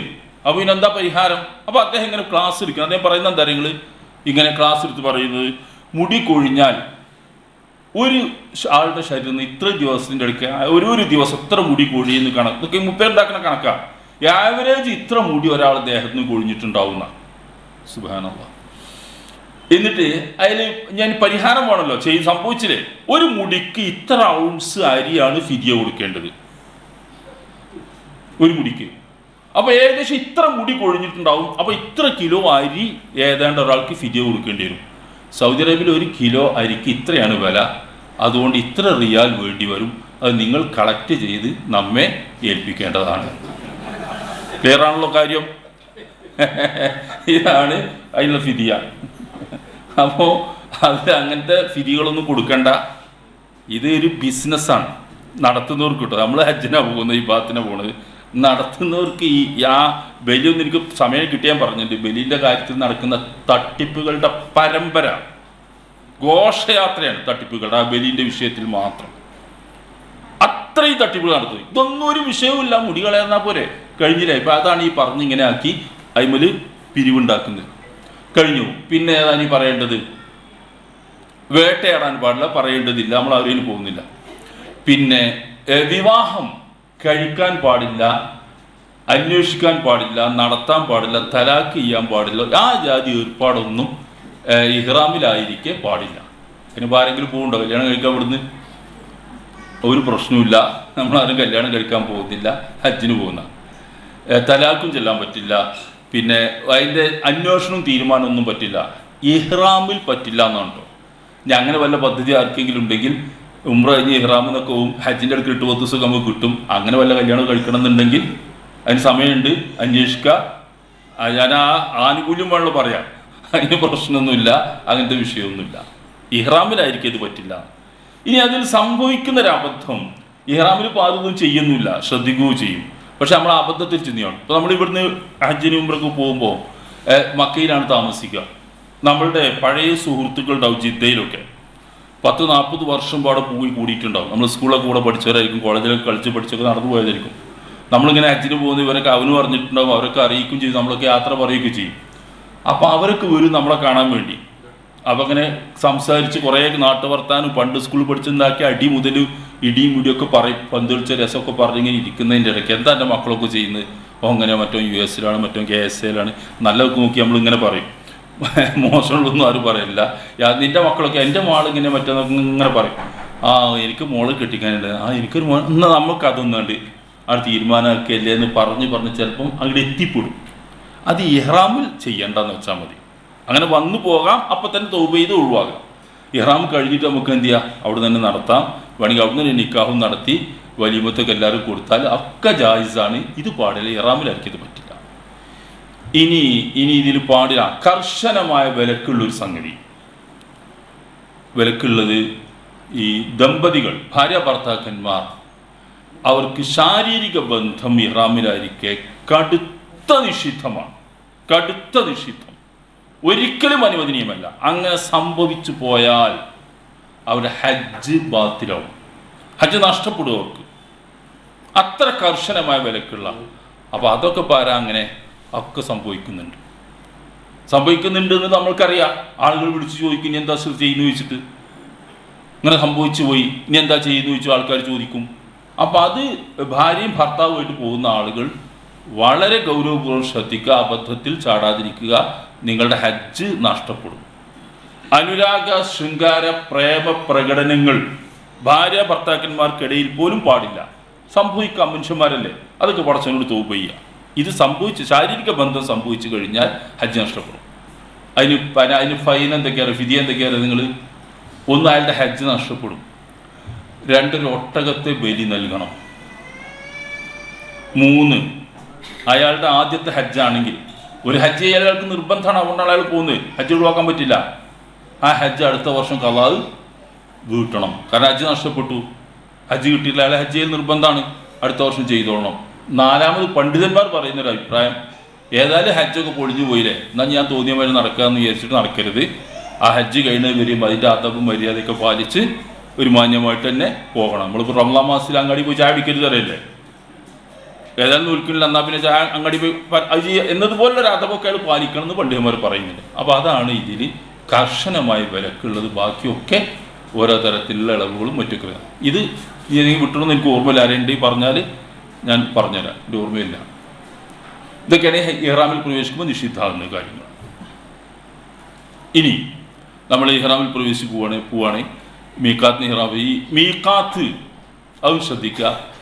മീഖാത്ത് എന്ന് പറയുന്നത് ഒരാൾ ഈ കഅബയുടെ ചുറ്റും 4 ഭാഗത്തും ചുറ്റുഭാഗത്തും ഓരോ ഭാഗത്തും വരുന്നവർക്ക് അള്ളാഹുവിൻ്റെ റസൂൽ നിശ്ചയിച്ചു തന്ന ഓരോ പോയിന്റുകളുണ്ട്. ഞാൻ നേരത്തെ പറഞ്ഞു, ത്വായിഫ്, ദുൽഖുലൈഫ, മദീന, അലംലം നമ്മളിങ്ങോട്ട് പറയുന്നുള്ളൂ. അങ്ങനെ ഓരോ ഏരിയയിൽ ഓരോ പോയിന്റുകളുണ്ട്. ആ വഴിക്ക് കടന്നു വരുന്ന ഒരാൾ ഹജ്ജോ ഉംറയോ ഉദ്ദേശിക്കുന്നുവെങ്കിൽ അയാൾ ആ പോയിന്റ് പാസ് ചെയ്യുമ്പോൾ ഇഹ്റാമിൽ പ്രവേശിച്ചിരിക്കണം. ഹജ്ജ് ഉംറയൊന്നും ഇല്ലാതെ ഒരാൾക്ക് മക്കത്ത് പോകാം, കച്ചവടക്കാരൻ അവിടെ പോകാം, കുടുംബബന്ധം അറിയാൻ വേണ്ടി പോകാം, അവർക്കൊന്നും ഇഹ്റാമിൽ പ്രവേശിക്കണ്ട, ഒരു നിയമം പാലിക്കേണ്ട, അവിടുത്തെ പൊതുമര്യാദകൾ മാത്രം പാലിച്ചാൽ മതി. അപ്പോൾ ഹജ്ജോ ഉംറയോ ഉദ്ദേശിച്ച് പോകുന്ന ഒരാൾ ആ മീഖാത്ത് പാസ് ചെയ്ത് പോകുന്നുവെങ്കിൽ അയാൾ ഇഹ്റാമിൽ പ്രവേശിക്കും. ഇഹ്റാമിൽ പ്രവേശിക്കാതെ പോയാൽ പിന്നെ അതിൻ്റെ അകത്തുനിന്ന് ഇഹ്റാമിൽ പ്രവേശിക്കാം, ഒരാടിനെ ബലി നൽകണം. കാരണം ഇതിനുള്ള പണിഷ്മെൻ്റ് അതാണ്, പെനാൽറ്റി അതാണ്. ഇഹ്റാമിൽ പ്രവേശിക്കാവുന്ന ഒരാടിനെ ബലി ചേർത്തിട്ട് അയാൾക്ക് അവിടെ എത്തിയെടുത്ത് പ്രവേശിക്കാം, അല്ലെങ്കിൽ അയാൾ മീഖാത്തിലേക്ക് തന്നെ തിരിച്ചു പോകണം. അതാണ് ഈ മീഖാത്ത് എന്ന് പറയുന്നത്. അവിടെ വെച്ചാൽ നമ്മൾ ഇഹ്റാമിൽ പ്രവേശിച്ചു. ഇനി മീഖാത്തിൽ പ്രവേശിച്ചു, ലബ്ബൈക്ക് അല്ലാഹുമ്മ ഉംറത്തൻ എന്ന് പറഞ്ഞു. ഇനി ലബ്ബൈക്ക് അല്ലാഹുമ്മ ലബ്ബൈക്ക് എന്ന് പറഞ്ഞ് അങ്ങനെ പോവാം. തെൽബിയത്ത് നീട്ടി ചെല്ലണം, ഉറക്കെ ചെല്ലണം. ആ ചെല്ലണം എന്ന് പറഞ്ഞാൽ നമ്മൾ മലയാളികളോട് പ്രത്യേകം പറയണം ചെല്ലണം എന്ന്. കാരണം എല്ലാവരും ഉറക്കെ ചെല്ലിയാലും നമ്മളാൾക്കാർ മെല്ലെ ചെല്ലുള്ളൂ. നമ്മൾ നോക്കും, അല്ലെങ്കിൽ ഇതൊക്കെ നമ്മളാൾക്കാർ എന്താ ഇപ്പം മെല്ലെ ചെല്ലിയാലും, അങ്ങനെയാണ് നമുക്ക് എല്ലാത്തിനും. എന്താ മെല്ലെ ചെല്ലിയാലും ചോദിക്കും. മെല്ലെ ചെല്ലണ്ട, റസൂൽ ഉറക്കെ ചെല്ലാൻ പറഞ്ഞിട്ടുണ്ട്. ആ ശബ്ദം കേൾക്കുന്ന കല്ലും മരവും വസ്തുക്കളൊക്കെ നമ്മൾക്ക് അനുകൂലമായിട്ട് പടച്ചവൻ്റെ മുമ്പിൽ സാക്ഷി നിൽക്കും എന്ന് പറഞ്ഞിട്ട് റസൂലുള്ള. അപ്പോൾ അതുകൊണ്ട് നമ്മൾ എന്ത് ചെയ്യണം, ഉറക്കെ തെൽബിയത്ത് ഫ്ലൈറ്റിൽ നിന്ന് ചെല്ലുക, ജിദ്ദയിൽ ഇറങ്ങുമ്പോൾ ചെല്ലുക. ജിദ്ദയിൽ ഇറങ്ങിക്കഴിഞ്ഞാൽ നമ്മളുടെ അതിനിടയ്ക്ക് ഒന്ന് വിട്ടുപോയത്, ഈ സുഗന്ധം ഉപയോഗിക്കാൻ പാടില്ല, വിട്ടുപോയി. ഇഹ്റാമിൽ പ്രവേശിച്ചാൽ സുഗന്ധം ഉപയോഗിക്കാൻ പാടില്ല, ആണ്ണു പെണ്ണും ഉപയോഗിക്കാം. പക്ഷേ ഇഹ്റാമിൽ പ്രവേശിക്കാൻ വേണ്ടി സുഗന്ധം ഉപയോഗിക്കാം. അള്ളാഹുവിൻ്റെ റസൂൽ ഇഹ്റാമിൽ പ്രവേശിച്ചപ്പോൾ ആയിഷ റളിയല്ലാഹു അൻഹ അദ്ദേഹത്തിൻ്റെ ശിരസ് തലയിൽ ഇങ്ങനെ മുടിയിൽ ഈ സുഗന്ധം തേച്ചു കൊടുത്തിരുന്നു ഇഹ്റാമിൽ പ്രവേശിക്കാൻ. അതിൻ്റെ നിറം ഇഹ്റാമിൽ പ്രവേശിച്ചതിന് ശേഷവും നിലനിന്നിരുന്നു, മണവും നിലനിന്നിരുന്നു. പക്ഷേ പ്രവേശിച്ചതിന് ശേഷം പറ്റില്ല. വസ്ത്രത്തിലല്ല സുഗന്ധം ഉപയോഗിക്കേണ്ടത്, ദേഹത്താണ്, ശരീരത്തിലാണ്. നല്ലോണം ശ്രദ്ധിക്കുക, ശരീരത്തിലാണ്, വസ്ത്രത്തിലല്ല. ഇതൊക്കെയാണ് ശ്രദ്ധിക്കേണ്ടത്. ഇനി ഇങ്ങനെ തെൽബിയ ചെല്ലി ജിദ്ദയിൽ ഇറങ്ങി, എളുപ്പം പറഞ്ഞു വേണം, സമയം തികയാതെന്ന പ്രശ്നവും. ജിദ്ദയിൽ ഇറങ്ങി അവിടുത്തെ സാങ്കേതികത്വം കഴിഞ്ഞ് നമ്മൾ റൂമിലേക്ക് കൊണ്ടുപോകും. അവിടെ ഒന്നും വിശദീകരിക്കേണ്ട ഒന്നുമില്ല. റൂമിലെത്തിയാൽ പിന്നെ അവിടെയൊക്കെ തെൽബിയത്തെല്ലാം അവിടെ എത്തിയാൽ ഉണ്ടാകുന്ന ചില പ്രശ്നങ്ങൾ നമ്മൾക്ക് പിന്നെ 2 ദിവസം മുമ്പൊക്കെ പോകുന്നുണ്ടാവും വീട്ടിൽ നിന്ന്. ഈ യാത്രൻ്റെ പ്രശ്നങ്ങൾ കൊണ്ടൊക്കെ നല്ല ക്ഷീണം ഉണ്ടാവും, ഉറക്കുണ്ടാവും, ഭക്ഷണത്തിന് ദാഹം ഉണ്ടാവും, ബാത്റൂമിൽ പോകണം തോന്നുന്നുണ്ടാവും, ഇഹ്റാമിൻ്റെ ഡ്രസ്സൊക്കെ മുഷിച്ചിട്ടുണ്ടാവും. ആകെ ഒരു ചടപ്പും ക്ഷീണമൊക്കെ നമ്മൾക്ക് അനുഭവപ്പെടും. അതൊക്കെ മാറ്റാം. സാവധാനത്തിൽ ഞാൻ പറയുന്നത്, നിങ്ങൾ അവിടെ നല്ലപോലെ റെസ്റ്റ് എടുത്ത് ഉറങ്ങി ക്ഷീണം തീർത്ത് കുളിച്ച് ഫ്രഷായി ഇഹ്റാമിൻ്റെ ഡ്രസ്സ് വേണമെങ്കിൽ ഒന്ന് മാറ്റി കൊടുത്ത് വേറൊന്നുമില്ല ഒക്കെ മാറ്റി ശാന്തമായിട്ട് ഹറമിലേക്ക് പോയാൽ മതി. കാരണം നമ്മൾ ഇബാദത്ത് ചെയ്യാൻ പോവല്ലേ, ധൃതി കൂട്ടി വേഗം ഓടിച്ചെന്ന് പോകേണ്ടതില്ല. എല്ലാം കഴിഞ്ഞ് ഒരിക്കലും ധൃതി കൂട്ടാതെ പോവുക. കാരണം തെൽബിയത്തിൻ്റെ അവിടെ ഇരുന്നാൽ മതി, നമുക്ക് സമയമുണ്ടല്ലോ മുന്നിൽ. അപ്പോൾ അവിടെ ഉണ്ടാകുന്ന ചില സംശയങ്ങൾ, ബാത്റൂമിൽ പോകണം, പോകാൻ കഴിയില്ല, പോകും വേണം, അത് വേണ്ട മാതിരി ആയിട്ടുണ്ടാവില്ല. അപ്പോൾ പിന്നെ എന്താ ചെയ്യുക? ഇഹ്റാമിൻ്റെ ഡ്രസ്സ് കൊടുത്ത് പോകാം, ഒരു പ്രശ്നവുമില്ല. ഇഹ്റാമിൻ്റെ ഡ്രസ്സ് മാറ്റണം എന്നുണ്ടെങ്കിൽ മാറ്റാം. എങ്ങനെ മാറ്റാം? നമ്മൾ കള്ളിത്തുണി എടുക്കുന്ന ആൾക്കാരാണെന്ന് വിചാരിക്കാം. നമുക്ക് ബാത്റൂമിൽ പോകുമ്പോൾ കള്ളിത്തുണി എടുക്കണം. നമുക്ക് ആ തുണി മാറ്റിയിട്ട് കള്ളിത്തുണി എടുക്കാം. അതിന് കാരണം എന്താ അറിയോ? കള്ളിത്തുണിയും ഒരു തുണിയാണ്, അതിന് വിരോധമല്ല. അല്ലെങ്കിൽ ആ ഡ്രസ്സ് നമുക്ക് മാറ്റാനുള്ളതെങ്കിൽ എടുത്തു പോകാം, വേറെ പുതിയ ഡ്രസ്സ് മാറ്റി പുതിയൊരു തുണി എടുക്കാം, ഒന്നും പ്രശ്നമല്ല. മുസ്ലിതാണ്, ഏതായാലും പോവല്ലേ, അത് മാറ്റാനുള്ള നേരത്തിൽ എടുക്കാം. പാൻറ്റും ഷർട്ടും ഒന്നും മാറ്റാൻ പാടില്ല, അതൊന്നും ഇടാൻ പാടില്ല. കള്ളിത്തുണി എടുത്ത് പോകാം, അല്ലെങ്കിൽ മുണ്ട് എടുത്ത് പോകാം. അങ്ങനെയൊക്കെ നമ്മളെ ഓരോ ശീലങ്ങളില്ല, അതിനൊന്നും വിരോധമില്ല. തുണി പോലുള്ളതൊന്നും എടുത്ത് ബാത്റൂമിൽ പോകുന്നതിന് വിരോധമല്ല. കുളിക്കണം തോന്നുക, കുളിക്കാം, കുളിക്കുന്നതിന് വിരോധമല്ല, ഒരു പ്രശ്നവുമില്ല. 1 2 തവണയൊക്കെ കുളിക്കാം, ഒരു പ്രശ്നമില്ല. കുളിക്കേണ്ടി വരും ഫ്രഷ് ആവണമെങ്കിൽ. നമ്മുടെ മലയാളികൾക്ക് അതാണുള്ള ഏറ്റവും വലിയ ആവശ്യം, കുളിക്കണം. അപ്പോൾ അതിന് കുളിക്കാം, പക്ഷേ സുഗന്ധമുള്ള സോപ്പ് ഉപയോഗിച്ച് കുളിക്കരുത്. നമ്മളിവിടുന്ന് കൊണ്ടുവന്ന സോപ്പിലൊക്കെ സുഗന്ധം ഉണ്ടാവും. അല്ലാത്ത സോപ്പ് ഉണ്ടെങ്കിൽ പ്രശ്നമല്ല. പിന്നെ എണ്ണ ഉപയോഗിക്കേണ്ടി വരും തലയിൽ. നമ്മൾ എണ്ണ ഉപയോഗിക്കുന്നവരാണല്ലോ അധികം ആൾക്കാരും, സ്ത്രീകൾ പ്രത്യേകിച്ചും. ആ എണ്ണ സുഗന്ധമുള്ള എണ്ണ ഉപയോഗിക്കാതിരിക്കുക, സാധാ എണ്ണ ഉപയോഗിക്കാം. അതിന് ശ്രദ്ധിച്ചാൽ മതി. പിന്നെ ഇതൊന്നും ഇല്ലാത്ത ഈ പ്രകൃതിൻ്റെ മറ്റേ തേക്കുന്ന ആൾക്കാരൊക്കെ ഉണ്ട് പലതും, അതിലൊന്നും സുഗന്ധമല്ല. എന്താ ചെറുപയറോ ഒക്കെ തേക്കുന്ന ആൾക്കാർക്ക് അറിയാം, അതൊക്കെ തേക്കാം, അതിനൊന്നും വിരോധമല്ല. സുഗന്ധം ഉപയോഗിക്കരുത് മാത്രം. അപ്പോൾ അങ്ങനെ ഫ്രഷായിട്ട് നമുക്ക് സാധാരണ ഭക്ഷണമൊക്കെ കഴിക്കാം. നേരത്തെ ഡോക്ടർ പറഞ്ഞു കഴിക്കാൻ പാടില്ലാത്തൊക്കെ, അത് നിങ്ങളെ വിഷയമാണ്. അപ്പോൾ നല്ല എനിക്ക് പോകാം, ഒരു ടെൻഷനും വേണ്ട. അദ്ദേഹം പറഞ്ഞിട്ട് ബാക്കി എനിക്കൊരു വാചകം പറയാനുള്ളത് അനുഭവത്തിൽ നിന്ന് പറയാലോ. ഒരു സോക്കേട് നിങ്ങൾക്ക് അവിടെ ഉണ്ടാവില്ല. സോക്കേടൊക്കെ ഉള്ളതാണ്, ഒരു സുഖക്കേടും നിങ്ങൾക്ക് അവിടെ ചെന്നാൽ ഉണ്ടാവില്ല. സോക്കേട് മാറുന്നതല്ലാതെ നിങ്ങളുടെ മാനസികാവസ്ഥ മാറും. ഈ വീടുണ്ടാവില്ല, കച്ചവടമല്ല, ഏർപ്പാടൊന്നുമില്ല, എല്ലാം ഒഴിവാക്കി ശാന്തമായിട്ട് അള്ളാഹുവിനെ ഇബാദത്ത് ചെയ്യാൻ വേണ്ടി നിസ്കരിക്കാനൊക്കെ വേണ്ടി പോയതാണ്. ഒരു ടെൻഷനും ഇല്ല. പല ആളുകളും എന്നോട് പറഞ്ഞു, പോലെ ഇങ്ങനത്തെ ഒന്നും ഇപ്പോൾ ഇവിടെ നിന്നിട്ടില്ലല്ലോ.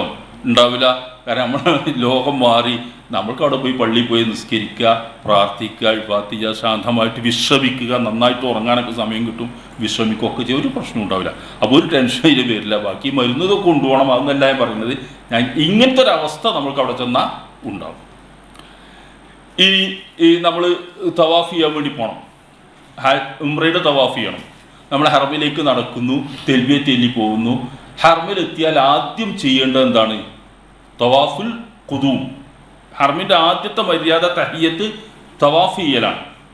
അത് ആദ്യം ചെല്ലുമ്പോൾ മാത്രമേ ഉള്ളൂ. ശ്രദ്ധിക്കുക, ആദ്യം ചെല്ലുമ്പോൾ മാത്രമേ ആ തവാഫുള്ളൂ. പിന്നെ നമ്മൾ എപ്പോൾ ചെല്ലുമ്പോഴും തവാഫ് അല്ലാതെ ചെയ്യേണ്ടത് സാധാരണ പള്ളിയിൽ ചെയ്യുന്നത് പോലെ 2 റക്അത്ത് തഹിയ്യത്ത് നമസ്കരിച്ച് ഇരിക്കാം നമ്മൾക്ക്.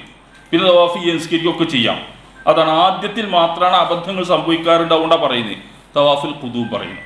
അപ്പോൾ നമ്മൾ ചെല്ലുന്ന ഒരു ളുഹറിൻ്റെ സമയത്താണെന്ന് വിചാരിക്കണം. അപ്പോൾ അവിടെ ബാങ്ക് കൊടുത്തിട്ടുണ്ട്, ഇഖാമത്ത് കൊടുക്കാൻ നിൽക്കുക. അപ്പോഴാണ് നമ്മളാണ് ഹറമക്ക് എത്തുന്നത്.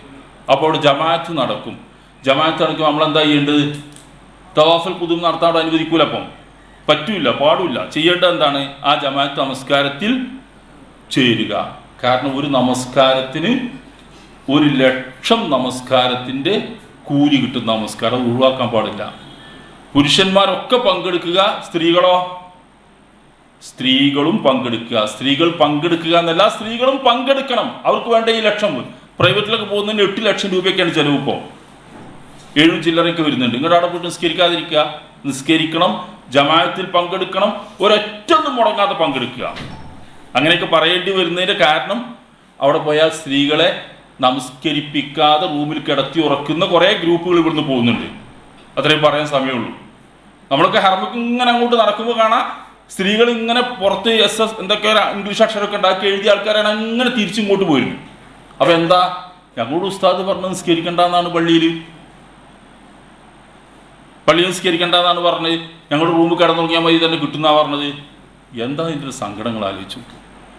ഇത്രയും ക്യാഷ് കൊടുത്ത് മുടക്കി ആയുസ്സിൽ ഒരിക്കൽ ചെയ്യുന്ന ഹജ്ജിൽ 1 ലക്ഷം നമസ്കാരത്തിൻ്റെ കൂലി കിട്ടുന്ന ഹറമിൽ നിസ്കരിക്കാൻ അനുവദിക്കാതെ സ്ത്രീകൾ റൂമിൽ കിടത്തി ഉറക്കുക എന്ന് പറഞ്ഞാൽ എന്താ പറയേണ്ടത്? ലോകത്തിൻ്റെ എല്ലാ ഭാഗത്തു നിന്നുള്ള ആളുകൾ അവിടെ ഉണ്ടാവും.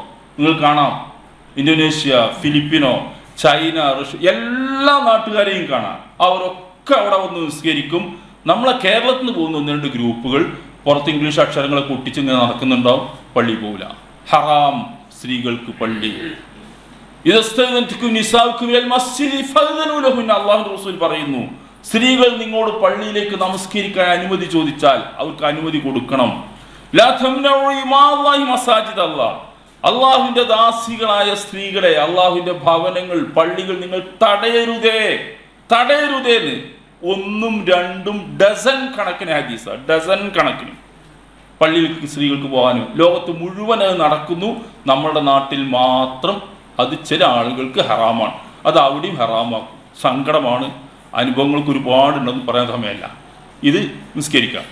ഇനി ചെയ്യേണ്ടത്, നമ്മൾ കഅബയുടെ അടുക്കിലെത്തുമ്പോൾ തൽബിയത്ത് നിർത്തണം.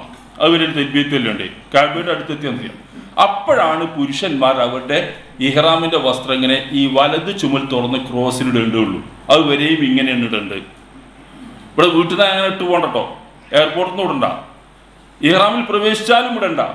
നമ്മൾ ഈ ക്രോസിൽ ഇടേണ്ടത് തവാഫ് തുടങ്ങുമ്പോൾ മാത്രമേ ഉള്ളൂ. ശ്രദ്ധിക്കുക, അതൊക്കെ വെറുതെ വയ്യാവാൻ ഇങ്ങനെ ചെയ്ത് നോക്കണ്ട. ആ സമയത്ത് ചെയ്യുക. എന്നിട്ട് പിന്നെ ഹജറുൽ അസ്വദ് മുത്താൻ പറ്റുമോ നോക്കുക, സാധ്യത കുറവാണ്. ഇല്ലെങ്കിൽ എന്തെങ്കിലും തൊടാൻ പറ്റുമോ നോക്കുക, അതും സാധ്യത കുറവാണ്. ദൂരം എന്തിങ്ങനെ ഏതാണ്ടൊക്കെ ഒരു ദൂരത്ത് നിന്നിട്ട് ബിസ്മില്ലാഹി അല്ലാഹു അക്ബർ എന്ന് കൈകൊണ്ട് ഇങ്ങനെ അങ്ങനെ ബിസ്മില്ലാഹി അല്ലാഹു അക്ബർ തുടങ്ങുമ്പോൾ അങ്ങനെ എന്ന് പറഞ്ഞിട്ട് ഇത് ക്രോസിലിട്ട് വലത് ചുമലിങ്ങനെ തുറന്നു വെച്ച് അല്പം കാലടുത്ത് വെച്ച് ഇങ്ങനെ ഒരു ഓട്ടവും നടത്തും അല്ലാത്ത രീതിയിൽ ഇങ്ങനെ തവാഫ് ഇങ്ങനെ തുടങ്ങുക. 7 പ്രാവശ്യമാണ് തുടങ്ങേണ്ടത്. ആദ്യത്തെ 3 പ്രാവശ്യം ഈ റമൽ എന്ന് പറയും, നടത്തും ഓട്ടം ഇല്ലാത്തൊരു. അതൊക്കെ അങ്ങനെ കുറച്ചൊക്കെ നടക്കും. ചിലപ്പോൾ ആ തിരക്കിൽ നമ്മളങ്ങനെ പോവും. 2 നടക്കൂല. അവിടെ തിരക്കിൽ അങ്ങനെ ഒഴുകി പോകാനേ കഴിയും. എന്താ സൗകര്യം വിഷയം പഠിച്ചു വെച്ചാൽ. പിന്നെ അവിടെയാണ് ഒരു പ്രാർത്ഥന വരുന്നത്, റബ്ബനാ ആതിനാ ഫിദ്ദുനിയാ ഹസന വഫിൽ ആഖിറതി ഹസനതൻ വഖിനാ അദാബൻ. അത് ചൊല്ലേണ്ടത് ഇപ്പം നമ്മൾ ഹജറുൽ അസ്വദിൻ്റെ മൂല ഇതാണെങ്കിൽ ഈ ഭാഗത്ത് ചൊല്ലി ഇങ്ങനെ വന്ന് ഇങ്ങനെ വന്നാൽ അതിൻ്റെ തൊട്ട് മുമ്പുള്ള റുക്നുൽ യമാനി എന്ന് പറയാം മൂലക്ക്. ആ മൂല മുതൽ ഹജറുൽ അസ്വദ് വരെയുള്ള ഭാഗത്താണ് റബ്ബനാ ആതിനാ ഫിദ്ദുനിയാ ഹസന വഫിൽ ആഖിറതി ഹസനതൻ വഖിനാ അദാബന്നാർ. അത് നല്ല തിരക്കുണ്ടെങ്കിൽ കുറേ നേരം ചെല്ല, തിരക്കില്ലെങ്കിൽ കുറഞ്ഞ ദൂരമേ ഉള്ളൂ. എത്ര കിട്ടണമെന്ന് ചെല്ല, ഇത്രേ ഉള്ളൂ ചെല്ലേണ്ടത്. അങ്ങനെ 7 തവണ. 2ാമത്തെ തവണ തുടങ്ങുമ്പോൾ അല്ലാഹു അക്ബർ മാത്രം മതി. അവിടെ പലതും ആൾക്കാർ കാണിക്കും, 2 കൈ കൊണ്ട് കാണിക്കും, തൊട്ട് മുത്തും കൈ വേഗത്ത. ഇതൊന്നും ചെയ്യണ്ട, ഇന്നതൊന്നും ചെയ്യണ്ട എന്ന് പറയാൻ ഈ സമയം നമുക്കൊക്കെ പോകണം. ചെയ്യേണ്ടത് ഇത്രേ ഉള്ളൂ. പിന്നെ അവിടെ ബാക്കിയുള്ള തവാഫിൻ്റെ സമയത്ത് എന്താ ചെല്ലേണ്ടത്? എന്തു ചെല്ല? പച്ച മലയാളത്തിൽ നമ്മൾ പടച്ചുകൊണ്ട് പ്രാർത്ഥിച്ചാൽ മതി. പ്രാർത്ഥനാ ബുക്കുകളൊക്കെ ഉള്ളവർ അർത്ഥം അറിയുമെങ്കിൽ അത് നോക്കി ചൊല്ലിക്കും, ഓർമ്മയ്ക്ക് വേണ്ടി. അല്ല വെറുതെ ബുക്ക് വായിക്കാൻ പോകണ്ട, അവർക്ക് ഒരു ഓർമ്മയുണ്ടാവില്ല. ആ ബുക്ക് വായിച്ചിട്ട് ഒരു കാര്യമില്ല. വളരെ അപകടകരമായ സംഗതികൾ ചെയ്യുന്നുണ്ട്. മുന്നിലൊരാളിങ്ങനെ നിൽക്കും, അമീർ, ഏതോ ഒരു ബുക്ക് അയാളെ കയ്യിലുണ്ടാകും, അയാൾക്ക് തന്നെ അത് അറിഞ്ഞോളുന്നില്ല. അങ്ങനത്തെ അമീർമാരുണ്ട്. അങ്ങനെ വായിക്കും, മുദ്രാവാക്യമാർ പിന്നിൽ അങ്ങനെ വിളിക്കും, നല്ലതും പറയും ചീത്തയും പറയും. മൗലൂദിൻ്റെ കിതാബൊക്കെ ഓതുന്ന ഞാൻ കേട്ടിട്ടുണ്ട്. ഉറക്കെ മൊയ്തീൻ ഷെയ്ഖിനോട് അവിടെ വെച്ച് പ്രാർത്ഥിക്കുന്ന ഞാൻ കേട്ടിട്ടുണ്ട്. ഒക്കെ ചെയ്യുന്നുണ്ട്. ഇതൊന്നും ചെയ്യണ്ട. ലബ്ബൈക് അല്ലാഹുമ്മ ലബ്ബൈക്, അല്ലാഹുവേ നിന്റെ വിളിക്ക് ഉത്തരം ചെയ്താൽ വരുന്നത്. ഇങ്ങോട്ട് നമ്മൾ മൊയ്തീൻ ഷെയ്ഖ്, എനിക്ക് എൻ്റെ ഇപ്പം എൻ്റെ കൂടെ ഉണ്ടായിരുന്ന ഒരു ഉംറൻ്റെ സമയത്ത്, അതിൻ്റെ സമയത്ത് എനിക്ക് ഓർമ്മയില്ല, ഒരാൾ ചോദിച്ചാണ്. അതൊരു സംശയം ചോദിച്ചോ, ആൾക്കാർ ഇങ്ങനെ ചോദിക്കും, ആൾക്കാർക്ക് അതൊരു പണിയാണ്. എന്താ സംശയം തരങ്ങൾ? തവാഫ് തിരക്ക് പിടിച്ച തവാഫ. അതിൻ്റെ ഇടയ്ക്ക് ഇയാൾ പറഞ്ഞെന്താ അറിയും ചോദിക്കണേ, ഉസ്താദ് ഈ നമ്മളെ ബാഫക്കി തങ്ങളെ ഖബർ ഇവിടെ എവിടെയാണ്, എന്താ അതിന് പറയാ? തവാഫിന്റെ ഇടയ്ക്ക് മൂപ്പര മനസ്സിൽ ബാഫക്കി തങ്ങൾ അവിടെ എവിടെ മരിച്ചണല്ലോ, അതിന്റെ ഖബറാ ചോദിച്ചു നടക്കുക. ഇതൊക്കെ മനസ്സിൽ വെച്ചാണോ ഹജ്ജ് ചെയ്യുന്നത്? ഇതൊന്നുമല്ല. നമ്മുടെ മനസ്സിൽ അള്ളാഹുവോടുള്ള പ്രാർത്ഥന, ഒന്നും ചെയ്യേണ്ടതില്ല. തവാഫിലൂടെ ഈ പ്രാർത്ഥന നടത്തുക, ഇങ്ങനെ ഈ നമുക്കറിയുന്ന പ്രാർത്ഥന നടത്തുക എന്നല്ലാതെ വേറൊന്നും അതിൽ പ്രത്യേകമായിട്ട് ചെയ്യേണ്ടതില്ല. കഴിഞ്ഞു, 7 തവാഫ് കഴിഞ്ഞു. പിന്നെന്താണ്? അത് കഴിഞ്ഞിട്ട് 2 റക്അത്ത് നമസ്കരിക്കണം മഖാം ഇബ്രാഹിമിൻ്റെ പിന്നിൽ. ഇബ്രാഹിം എന്ന് പറഞ്ഞാൽ ആ വാതിലിൻ്റെ പിന്നിൽ കാണാൻ നിങ്ങൾക്ക് അതൊന്നും പറഞ്ഞു കാര്യമില്ല, ചിത്രത്തിൽ കണ്ടിട്ടുണ്ടാവും. അതിൻ്റെ പിൻഭാഗത്ത്, അതിൻ്റെ മുരട്ട് പോയി നിസ്കരിക്കാൻ കഴിയില്ല, കാരണം എല്ലാവരും തവാഫ് ചെയ്യാണ്, അവിടെ വേറൊന്നും ചെയ്യാൻ കഴിയില്ല. അത് പിൻഭാഗത്ത് ഒഴിഞ്ഞ സ്ഥലത്തോടെ പോയി നിസ്കരിക്കുക. ആദ്യത്തെ റക്അത്തിൽ ഫാത്തിഹയ്ക്ക് ശേഷം ഏതാണ്? ഖുൽ യാ അയ്യുൽ കാഫിറൂൻ. രണ്ടാമത്തെ ഫാത്തിഹയ്ക്ക് ശേഷം ഖുൽ വല്ലാഹു. കുറഞ്ഞ സമയം മതിയല്ലോ, അത് രണ്ടും ചൊല്ലി നിസ്കരിക്കുക, അവിടെ ഇരിക്കുക. കഅബൻ്റെ മുമ്പിലാണോ നിസ്കരിക്കുന്നത്, മുന്നിൽ നിസ്കരിക്കല്ലേ, അതിൻ്റെ ഒരു അനുഭൂതിയും അനുഗ്രഹമൊക്കെ നമുക്ക് ഉണ്ടാവും. വിങ്ങി പൊട്ടലുകൾ ഉണ്ടാവും, ആവേശ തള്ളിച്ചകൾ ഉണ്ടാവും, പലതും സംഭവിക്കും, പലതും കാണാൻ നമുക്ക്.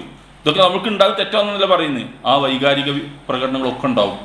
ശാന്തമായി നിസ്കരിച്ച് കൈ ഉയർത്തിയും അല്ലാതെയൊക്കെ അവിടെ നിന്ന് പ്രാർത്ഥിക്കാം, നമ്മൾക്ക് ഇരിക്കാം, സംസം വെള്ളം കിട്ടും, കുടിക്കാം, ദേഹത്ത് ഒഴിക്കാം, ഒക്കെ ചെയ്യാം, ഒരു പ്രശ്നവുമില്ല. ഇതൊക്കെ ചെയ്തുകൊണ്ട് അവിടെ ഇരിക്കാം. ഇപ്പോൾ തവാഫ് കഴിഞ്ഞു. ഇനി സഅയ് ചെയ്യാൻ പോകണം. സ്ഥലം പറഞ്ഞു തരാണെന്നില്ല, നേരെ പിന്നോട്ട് ഇങ്ങനെ വലത്തോട്ട് നടന്നാൽ സഅയ് ചെയ്യുന്ന സ്ഥലത്തേക്ക് എത്തും. അത് അവിടെ ചെല്ലുമ്പോൾ അവിടേക്ക് തന്നെ പോവുള്ളൂ, ഒരു പ്രശ്നമില്ല. ആ സഅയ് ചെയ്യാൻ 4 ഇതുണ്ട്, സ്റ്റെയറുകളുണ്ട്. അണ്ടർഗ്രൗണ്ട് ഉണ്ട്, ഗ്രൗണ്ട് ഫ്ലോർ ഉണ്ട്, പിന്നെ മുകളിൽ അണ്ടർഗ്രൗണ്ട്, റൂഫിലൊക്കെ ചെയ്യാം. അങ്ങനെയൊക്കെ ഉണ്ട്. 2 സഫ മർവ. അതിൻ്റെ ചരിത്രങ്ങൾക്ക് അറിയാം. ഹാജറും ഇസ്മായിലൊക്കെ നിന്നതും വെള്ളത്തിന് ഓടിയതൊക്കെ എല്ലാവർക്കും അറിയാലോ, അതൊന്നും വിശദീകരിക്കില്ല. നമ്മൾ സാധാരണ ഗ്രൗണ്ട് ഫ്ലോർക്കാണ് ചെല്ലുക. ചെന്നാൽ നേരത്തെ പറഞ്ഞ ഇന്ന സഫ വൽ മർവത്ത മിൻ ഷായിരില്ല അറിയുന്നവർ ചെല്ലുക. സഫയിൽ കയറിയിട്ട് ലാ ഇലാഹ ഇല്ലല്ലാഹ് വഹ്ദഹു ലാ ശരീക ലഹു ലഹുൽ മുൽക്കു വലഹുൽ ഹംദു യുഹ്യി വയുമീതു വഹുവ അലാ കുല്ലി ഷൈഇൻ ഖദീർ. അതിൻ്റെ അർത്ഥമൊക്കെ നിങ്ങൾ പഠിക്കുക. ലാ ഇലാഹ ഇല്ലല്ലാഹ് അൻജസ വഅദ വനസറ അബ്ദ വഹസമൽ അഹ്സാബ വാഹിദ 3 പ്രാവശ്യം ചെല്ലുക. അല്ലാഹു അക്ബർ 3 പ്രാവശ്യം ചെല്ലുക. ഇതും ചെല്ലുക. എന്നിട്ട് കിബിലയിലേക്ക് കഅബൻ്റെ നേരം കൊണ്ട് തിരിയുക. കുറച്ചുകൂടി വലത്തോട് തിരിഞ്ഞാൽ തൂണുകളുടെ ഇടയിലൂടെ കഅബ അങ്ങനെ കാണാം. ആ കിബിലയിലേക്ക് തിരിഞ്ഞ് കൈ ഉയർത്തി ദീർഘമായിട്ട് പ്രാർത്ഥിക്കുക. എന്താ പ്രാർത്ഥിക്കേണ്ടത്? നമുക്ക് ആവശ്യമുള്ളതൊക്കെ പ്രാർത്ഥിക്കാം. റസൂൽ കൈ ഉയർത്തിയാണ് പ്രാർത്ഥിച്ചത്. എല്ലായിടത്തും റസൂൽ കൈ ഉയർത്തി പ്രാർത്ഥിച്ചില്ല. ഹജ്ജിൻ്റെ ഈ 1-2 സന്ദർഭങ്ങൾ കൈ ഉയർത്തി പ്രാർത്ഥിച്ചു. മഴയ്ക്ക് വേണ്ടിയുള്ള പ്രാർത്ഥന കൈ ഉയർത്തിയിട്ടുണ്ട്. ഇവിടെ കൈ ഉയർത്തി പ്രാർത്ഥിക്കുക. അത് കഴിഞ്ഞാൽ സഫയിൽ നിന്ന് മർവയിലേക്ക് പോവുക. സഫയിൽ നിന്നാണ് തുടങ്ങുക, മർവയിലേക്ക് പോവുക. മർവയിൽ എത്തിയിട്ട് ഇതേപോലെ ചെയ്യുക. ഈ പറഞ്ഞൊക്കെ അവിടെ ചെയ്യാം. അതിൻ്റെ ഇടയ്ക്ക് ഓടേണ്ട ഒരു സ്ഥലം, കുറച്ച് വേഗത്തിൽ ഓടണ്ടേ. ഈ സഫയുടെയും മർവയുടെയും ഇടയിൽ ഹാജർ ഓടിയ ഒരു സ്ഥലമുണ്ട്. ഹാജർ ഓടിയ സ്ഥലം അവിടെ ഇല്ല. ഇപ്പോൾ ഇല്ല എന്ന് പറഞ്ഞാൽ 2 മല വലുതായി കാണില്ല, താഴ്വരല്ല, ഒന്നുമില്ല. ഇതിനേക്കാൾ ശാന്തമായ, എയർ കൂൾഡായ ശാന്തമായൊരു സ്ഥലമാണ്. 3 നിലയിലും റൂഫിലൊക്കെ ഉള്ളത് അതാണ്. അപ്പോൾ ആ നല്ല തണുപ്പുണ്ടാവും, വിയർക്കുക പോലും ചെയ്യാതെ. കുറച്ച് നടക്കാൻ ദൂരമുണ്ട്. അവിടെ ഇങ്ങനെ പോയിട്ട് ഈ പച്ച ലൈറ്റ് ഇട്ട് മാർക്ക് ചെയ്തിട്ടുണ്ട്. അവിടെ കുറച്ച് വേഗത്തിൽ ഓടിയാൽ മതി. ഇത്രേ ഉള്ളൂ. ആൾക്കാർ ചെന്നാൽ നടക്കുന്ന കാര്യങ്ങളാണ്. മർവയിൽ കയറിയിട്ട് ചെയ്യാം. അപ്പോൾ സഫയിൽ നിന്ന് തുടങ്ങി മർവയിൽ എത്തുന്നതോടുകൂടി ഒരു തവണയായി, ഒരു പ്രാവശ്യമായി. മർവയിൽ നിന്ന് വീണ്ടും സഫയിലേക്ക് എത്തുമ്പോൾ 2 തവണയായി. സഫയിൽ നിന്ന് മർവയിലേക്ക് എത്തി മർവയിൽ നിന്ന് വീണ്ടും സഫയ്ക്ക് പോകുമ്പോൾ 1 കൂട്ടിയാൽ 14 ആവും. അങ്ങനെ ചെയ്യുന്ന അബദ്ധങ്ങളുണ്ട്, ചെയ്യേണ്ടതില്ല. ഒറ്റ പ്രാവശ്യം. സഫ മർവ 1, മർവ ടു സഫ 2. അപ്പോൾ സഫയിൽ നിന്ന് മർവയിൽ അവസാനിക്കും 7ാമത്തെ തവണ. അതിൻ്റെ ഇടയ്ക്ക് എന്താ പ്രാർത്ഥിക്കേണ്ടത്? എന്നും പ്രാർത്ഥിക്കാം. പ്രത്യേക പ്രാർത്ഥന ഒന്നും അല്ലാഹുവിൻ്റെ റസൂൽ നടത്തിയിട്ടില്ല. അവിടെ നമുക്ക് ആവശ്യമുള്ളതൊക്കെ പ്രാർത്ഥിക്കാം. ചെല്ലേണ്ടത് ആ 2 കുന്നും വിളിച്ച് കയറുമ്പോൾ ചെല്ലേണ്ടത് നമ്മൾ പഠിപ്പിച്ചും ചെയ്തു. ഇത്രേ ഉള്ളൂ. ഇനി സഴി കഴിഞ്ഞു. വലത് ഭാഗത്തേക്ക് പുറത്തേക്ക് ഇങ്ങനെ ഇറങ്ങിയാൽ വിശാലമായ മുറ്റം, ആ ഭാഗത്തേക്ക് ഇറങ്ങിയാൽ നമ്മളുടെ ഹജ്ജിൻ്റെ കർമ്മങ്ങൾ അവസാനിപ്പിക്കാറായി. ഇനി ബാക്കിയുള്ളത് മുടിയെടുക്കലാണ്. മുടിയെടുക്കേണ്ടത് പുരുഷന്മാർ മുടി മൊത്തം എടുക്കുക, മുടി വെട്ടുക എന്നാണ് പറയുക. അപ്പോൾ അതിന് ബാർബർ ഷാപ്പിൽ പോയിട്ട് നമ്മൾ എങ്ങനെയാണോ മുടി വെട്ടൽ, അതേമാതിരി വെട്ടി ഒഴിവാക്കണം. അല്ലാതെ അവിടെ എങ്ങനെ നിൽക്കുന്ന കത്തിരിയായിട്ട് കുട്ടികൾ റിയാലും 2 റിയാൽ ഇവിടെ വേണ്ടി വെട്ടും, ഇവിടെ നിന്ന് വെട്ടി, അത് പോരാ. മുടി എന്നാൽ എങ്ങനെ നമ്മൾ വെട്ടുന്നു അതേപോലെ മൊത്തം എടുക്കുക. അത് തല മൊട്ടയടിക്കുന്നതിന്, മുണ്ടനം ചെയ്യുന്നതിനാണ് പ്രാധാന്യമുള്ളത്. അള്ളാഹുവിൻ്റെ റസൂൽ 3 തവണ അള്ളാഹു മുർഹം, കരുണ ചെയ്യുമെന്ന് 3 തവണ റസൂൽ പ്രാർത്ഥിച്ച് തല മുട്ടടിച്ചവർക്ക്. അവസാനം പിന്നെ ചോദിച്ചവൻ വെട്ടിയവർക്കും റസൂലെ, ആ വെട്ടിയവർക്കും എന്ന് പറഞ്ഞ 4ാമത്തേൽ. അങ്ങനെയാണ് 4ാമത്തേൽ വെട്ടിയവർ വന്ന് മുട്ടയടിക്കുകയാണ് വേണ്ടത്. അപ്പോൾ അതിൽ ഇങ്ങനെ പറയുമ്പോഴുള്ള സംഗതി എന്തറിയോ, മൊട്ടയടിക്കാണ് വേണ്ടത്, വളരെ നല്ലതാണ്. മൊട്ടയടിക്കും ആളുകൾ എല്ലാവരും മൊട്ട തന്നെ ആയിരിക്കും. ഞാരെങ്കിലും മൊട്ടടിക്കാത്ത ഒരുത്തനെ കണ്ടാൽ ഉറപ്പിച്ചോളം ഒരു മലയാളിയായിരിക്കും എന്നുള്ളത്. അത് ഞാൻ വെറുതെ ഒരു തമാശക്ക് കൂടി പറയും, നിങ്ങൾ നോക്കിക്കോ. കാരണം നമ്മളെ ആളുകൾക്ക് ഇത് മുടിനോടുള്ള സ്നേഹം, മുടി മുഖ്യ വെള്ളത്തിൻ്റെ പ്രശ്നമല്ല, അത് മുടിനോട് കുറച്ച് സ്നേഹമുണ്ട്. ഇതൊക്കെ ഡൈ ചെയ്ത് കറുപ്പിച്ച് വെച്ച് നിർത്തിയാണ്. ഇത് പഠിച്ച് കളഞ്ഞാൽ അവിടെ ചെന്നിട്ട് ഇങ്ങനെ ഉള്ളിൽ വരുന്നത് വെളുത്തല്ലേ വരുള്ളൂ. ഡൈ ചെയ്യണേ പിന്നെ ഇങ്ങോട്ട് വരണ്ടേ. അപ്പോൾ അത് നമുക്ക് കുറച്ചൊരു പൊറുതികളുണ്ടാവും. പിന്നെ നമ്മളെ അതിലൊക്കെ ഒരു ദുരഭിമാനം, മുടി ഇങ്ങനെ ആക്കാന്നൊക്കെ നമുക്ക് അതിനൊരു ദുരഭിമാനം ഉണ്ട്. മുടി കളയുക. ഞാൻ പറയുന്ന എന്താ നിങ്ങൾ, നമ്മളൊരു ഹജ്ജ് ചെയ്യല്ലേ, ഒരു ഉംറയ്ക്ക് ചെയ്യല്ലേ, അള്ളാഹുവിന് വേണ്ടി എല്ലാം സമർപ്പി, ലബ്ബൈക്ക് അല്ലാഹുമ്മ ലബ്ബൈക്ക് എന്നൊക്കെ പറഞ്ഞ് പോവാ. ഇങ്ങോട്ടൊരു മുടി വടിക്കാൻ പോലും നമ്മളുടെ മനസ്സ് പാകപ്പെടുന്നില്ലെങ്കിൽ ഇതൊന്നും നമ്മൾ കേൾക്കുന്നില്ല. പിന്നെ എന്താ ഈ ഹജ്ജിലൊക്കെ നമ്മൾ കേൾക്കുന്നത്? ജനിച്ച കുഞ്ഞിനെ പോലെ തിരിച്ചു വരും എന്നൊക്കെ നമ്മളിങ്ങനെ എന്താ പ്രസംഗിക്കാൻ രസമല്ലേ, കേൾക്കാൻ രസമാണ്. ഒരു മുടി കളയാൻ കഴിയില്ലെങ്കിൽ പിന്നെ എന്താ, എവിടെ നമുക്ക് എന്താ പിന്നെ നിയന്ത്രിക്കാൻ കഴിയും നമ്മുടെ ജീവിതത്തിൽ? അപ്പോൾ അതങ്ങോട്ട് കളയുക. അത് കുറച്ച് ഞാൻ വരും, ബേജാറാവൊന്നും വേണ്ട. വെളുത്തപ്പെടാൻ എന്നിട്ട് നമുക്കൊന്നും കറുപ്പടിക്കാം, പിന്നെ ബാർബർ ഷോപ്പ് പോയിട്ട് പെയിൻ്റൊക്കെ അടിച്ച് പിന്നെ ശരിയാക്കാം. ഇത്രയല്ലേ ഉള്ളൂ. അത് ചെയ്യാം. ഇനി സ്ത്രീകൾ ചെയ്യേണ്ടത് മുടി മൊത്തം കൂട്ടിപ്പിടിച്ച് 1 ഇഞ്ച് വലുപ്പത്തിൽ, ഒരു വിരലറ്റോളത്തോളം എന്നാ പറയാം, അതിങ്ങനെ സ്വന്തമായിട്ടോ അല്ലെങ്കിൽ ആരെങ്കിലും കൊണ്ടുവന്ന് മുറിപ്പിച്ചിട്ട് ആ മുടി എന്താ ചെയ്യേണ്ടത്, അത് വേസ്റ്റ് ബക്കറ്റിലേക്ക് അങ്ങനെ എറിയുക. അത് വിരലുമ്പോൾ ചുറ്റി ഇങ്ങോട്ട് കൊണ്ടുവരണ്ട. ഇത് ഒരിക്കലും താത്തൻ്റെ അടുത്ത് വന്ന് ചോദിച്ചാൽ എന്താ ചെറിയ മുടിയിന് എന്താ ചെയ്യാം, എന്തായാലും മറുപടി പറയാം, വെട്ടിയ മുടി എന്തായാലും അത് നമ്മളെ ഇയാൾ പറഞ്ഞാണ്, അത് ബോഡി വേസ്റ്റാണ്. കൃത്യം പറഞ്ഞത് മൂപ്പരാണ്. അതാണ് ഇട്ടാൽ മതി വേസ്റ്റ് ബക്കറ്റിലേക്ക്. അത് പൊഞ്ഞ് കെട്ടി ഇങ്ങോട്ട് കൊണ്ടുവരേണ്ട ആവശ്യമൊന്നുമില്ല. അത് ഇനി എപ്പോൾ വെട്ടിയാലും മുടിയാണ്, ഒരു കാര്യമില്ല, ഒരു പുണ്യമില്ല ഇവരും. അത് കഴിഞ്ഞിപ്പോൾ ഉംറ കഴിഞ്ഞു. ഇനി ഹജ്ജ് വരെ, ദുൽഹിജ്ജ് 8 വരെ 8-10 ദിവസമൊക്കെ നമുക്ക് ചിലപ്പോൾ കിട്ടും. നേരത്തെ പോകുന്നവർക്ക് അവിടെ സാധാരണ പോലെ പൗരനായിട്ട് ജീവിക്കാം, പാൻറ്റും ഷർട്ടും മാറ്റാം, എല്ലാം നിഷിദ്ധങ്ങളും അനുവദനീയായി. ഇപ്പോൾ സാധാരണ ഒരു പൗരനാണ്, ഹറമിലാ ജീവിക്കുന്നത്, അവിടുത്തെ മര്യാദകളൊക്കെ പാലിക്കണമെന്നേ ഉള്ളൂ. ഇനി നമ്മൾ ചെയ്യേണ്ടത് 5 നേരവും ഹറമിൽ പോയി ഒരൊറ്റ ജമാഅത്ത് നഷ്ടപ്പെടാതെ നിസ്കരിക്കാൻ നോക്കണം. ഒറ്റ ജമാഅത്ത് നഷ്ടപ്പെടരുത്. നേരത്തെ പോവുക, പാതിരാവുകളിൽ എഴുന്നേറ്റ് ചെല്ലുക. സ്ത്രീകൾക്ക് പ്രത്യേകം പോകും. നേരത്തെ പോയി തഹജ്ജുദൊക്കെ നിസ്കരിക്കുക, ഖുർആൻ പാരായണം ചെയ്യാം, സലാത്ത് എല്ലാം നല്ല നല്ല കാര്യങ്ങൾ പറയാം. അമീർമാരെ ക്ലാസ് എടുക്കാൻ പറ്റുന്നവരുടെ ആ ക്ലാസ് എടുപ്പിക്കുക, പഠിക്കുക, പടച്ചവനുമായിട്ട് കൂടുതൽ എടുക്കുക, ദീനീ കാര്യങ്ങൾ കൂടുതൽ താല്പര്യം കാണിക്കുക, തൗബ ചെയ്യുക, പടച്ചവന് മുമ്പിൽ ഒറ്റയ്ക്കിരുന്ന് പ്രാർത്ഥിക്കുന്നതിനൊക്കെ കിട്ടുന്ന സമയം. അതൊക്കെ നന്നായിട്ട് ഉപയോഗിക്കുക. അതൊക്കെ നിങ്ങൾക്ക് അവിടെ ചെല്ലുമ്പം ആ ശീലത്തിലേക്ക് വരും. ഇവിടുത്തെ ഒരു കാര്യം നിങ്ങൾക്ക് ഓർമ്മ ഉണ്ടാവില്ല, കച്ചവടവും ബിസിനസ്സും ഒന്നും ഓർമ്മ ഉണ്ടാവില്ല. അതൊക്കെ വിടുക, അടക്കുക. ഇനി ഞാൻ പറഞ്ഞു തീർക്കുന്ന സമയമല്ല, ദുൽഹിജ്ജ് 8-ൻ്റെ അന്നാണ് ഹജ്ജ് തുടങ്ങുന്നത്. അന്ന് നമ്മൾ റൂമിൽ നിന്ന്, താമസിക്കുന്ന സ്ഥലത്ത് നിന്ന് മീഖാത്തേക്ക് പോകേണ്ട, ലബ്ബൈക്ക് അല്ലാഹുമ്മ ഹജ്ജൻ എന്ന് പറഞ്ഞുകൊണ്ട് ഇഹ്റാമിൽ പ്രവേശിച്ച് പോവുക. അപ്പോൾ അതിന് മുമ്പായിട്ട് നേരത്തെ പറഞ്ഞവർ കുളിക്കുക, വൃത്തിയാവുക, ശുദ്ധീകരിക്കേണ്ടതൊക്കെ ശുദ്ധിയാക്കുക, സുഗന്ധം ഉപയോഗിക്കുക, ഒക്കെ കഴിഞ്ഞു. ഒക്കെ റെഡിയാക്കി ഇനി പറയേണ്ട ആവശ്യമൊക്കെ നമുക്കറിയാം. ഒക്കെ റെഡിയായിട്ട് നിന്നുക. നമ്മൾക്ക് ഓർഡർ വരും, മുത്തൈഫിൻ്റെ ആൾ വന്നിട്ട് പറയും ബസ് ഇവിടെ വരും ഇത്ര സമയത്ത്. അപ്പോൾ 8-ൻ്റെ അന്ന് 7-ൻ്റെ അന്ന് രാത്രി വരും എന്ന് പറയും ചിലപ്പോൾ. കാരണം 25 ലക്ഷം ആളുകൾ സാധാരണ വിട്ടുണ്ടാവും. ഇവർക്കൊക്കെ ബസ്സിൽ കൊണ്ടുപോയി ഒരു പോയിന്റിക്കാണ് കൊണ്ടുപോകണ്ടേ, ബ്ലോക്ക് വരാൻ പാടില്ല, ശ്രദ്ധിക്കണം. അപ്പോൾ അവർ അവരുടെ കാര്യങ്ങൾ നേരത്തെ നടത്താൻ പറ്റില്ല. അപ്പോൾ എന്നോട് 8-നാ പറഞ്ഞത് തന്നെ അവിടെ വാശി പിടിച്ച് നിൽക്കരുത്. എപ്പോഴാണോ പറഞ്ഞത് ആ സമയത്തേക്ക് റെഡിയായി നിൽക്കുക, പോവുക. അപ്പം തന്നെ ഇഹ്റാമിൽ പ്രവേശിക്കുക. അല്ല പിറ്റേന്നേക്ക് നിൽക്കരുത്. റൂമിൽ നിന്ന് ഇറങ്ങുമ്പോൾ ഇഹ്റാമിൽ പ്രവേശിച്ചിരിക്കണം. എന്നിട്ട് പോവുക, തെൽബിയത്ത് ചൊല്ലി പോവുക. നേരത്തെ പറഞ്ഞാലും ഒക്കെ നമുക്കവിടെ ചെല്ലാം. മിനയിലെത്തണം. ദുഹർ ആകുമ്പോഴേക്കും മിനയിലേക്ക് എത്തിയാൽ മതി. അത് റസൂൽ ചെയ്ത്. അത് നമുക്ക് ചിലപ്പോൾ സുബൈക്കന്നെ എത്തും, രാത്രി പോയാൽ. അങ്ങനെയൊക്കെ ഉണ്ടാവും. അതൊന്നും ആർക്കൊന്നും പറയാല്ല, അതതിൻ്റെ സ്വാഭാവിക കാര്യങ്ങൾ മാത്രം. അവിടെ എത്തിയാൽ നമ്മൾക്ക് അന്ന് ചെയ്യുക, തെൽബിയത്ത് ചൊല്ലിക്കൊണ്ടേയിരിക്കുക. ചെയ്യാനുള്ളത് ലുഹറിൻ്റെ സമയത്ത് ബാങ്ക് ഇക്കാമത്തും വിളിച്ച് 2 റക്അത്ത് നിസ്കരിക്കുക. അസറിൻ്റെ സമയത്ത് ബാങ്ക് ഇക്കാമത്തും വിളിച്ച് 2 റക്അത്ത്. മഗ്രിബിൻ്റെ സമയത്ത് ബാങ്ക് ഇക്കാമത്തും വിളിച്ച് 3 റക്അത്ത്. ഇഷാ അതിൻ്റെ സമയത്ത് ബാങ്ക് ഇക്കാമത്തും വിളിച്ച് 2 റക്അത്ത്. സുബഹി അതിൻ്റെ സമയത്ത് 2 റക്അത്ത് നിസ്കരിക്കുക. കഴിഞ്ഞു. വേറെ അവിടെ പ്രത്യേകം ഒന്നും ചെയ്യാനൊന്നും വരുന്നത്. നമ്മൾ സാധാരണ ചെയ്യുന്ന നിസ്കാരം 4 ആക്കരുത്. എന്തുകൊണ്ട്? റസൂൽ അവിടെ 2 നിസ്കരിച്ച്, അവിടെ 4 ആക്കുന്നവരുണ്ടാവും. അത് വിടുക, അവരെ വിടുക. നമ്മൾ പഠിച്ചത് മാത്രം ചെയ്യുക, പഠിക്കാത്ത ഒന്നും ചെയ്യൂല എന്ന് തീരുമാനിച്ചെങ്കിൽ ഇത് ചെയ്യാൻ കഴിയുള്ളൂ. ഇല്ല, ഇതൊക്കെ പ്രശ്നമാണ്. നല്ലതല്ലേ, നല്ലതല്ല, നല്ലതാണെങ്കിൽ അള്ളാഹുവിൻ്റെ റസൂൽ ചെയ്യും.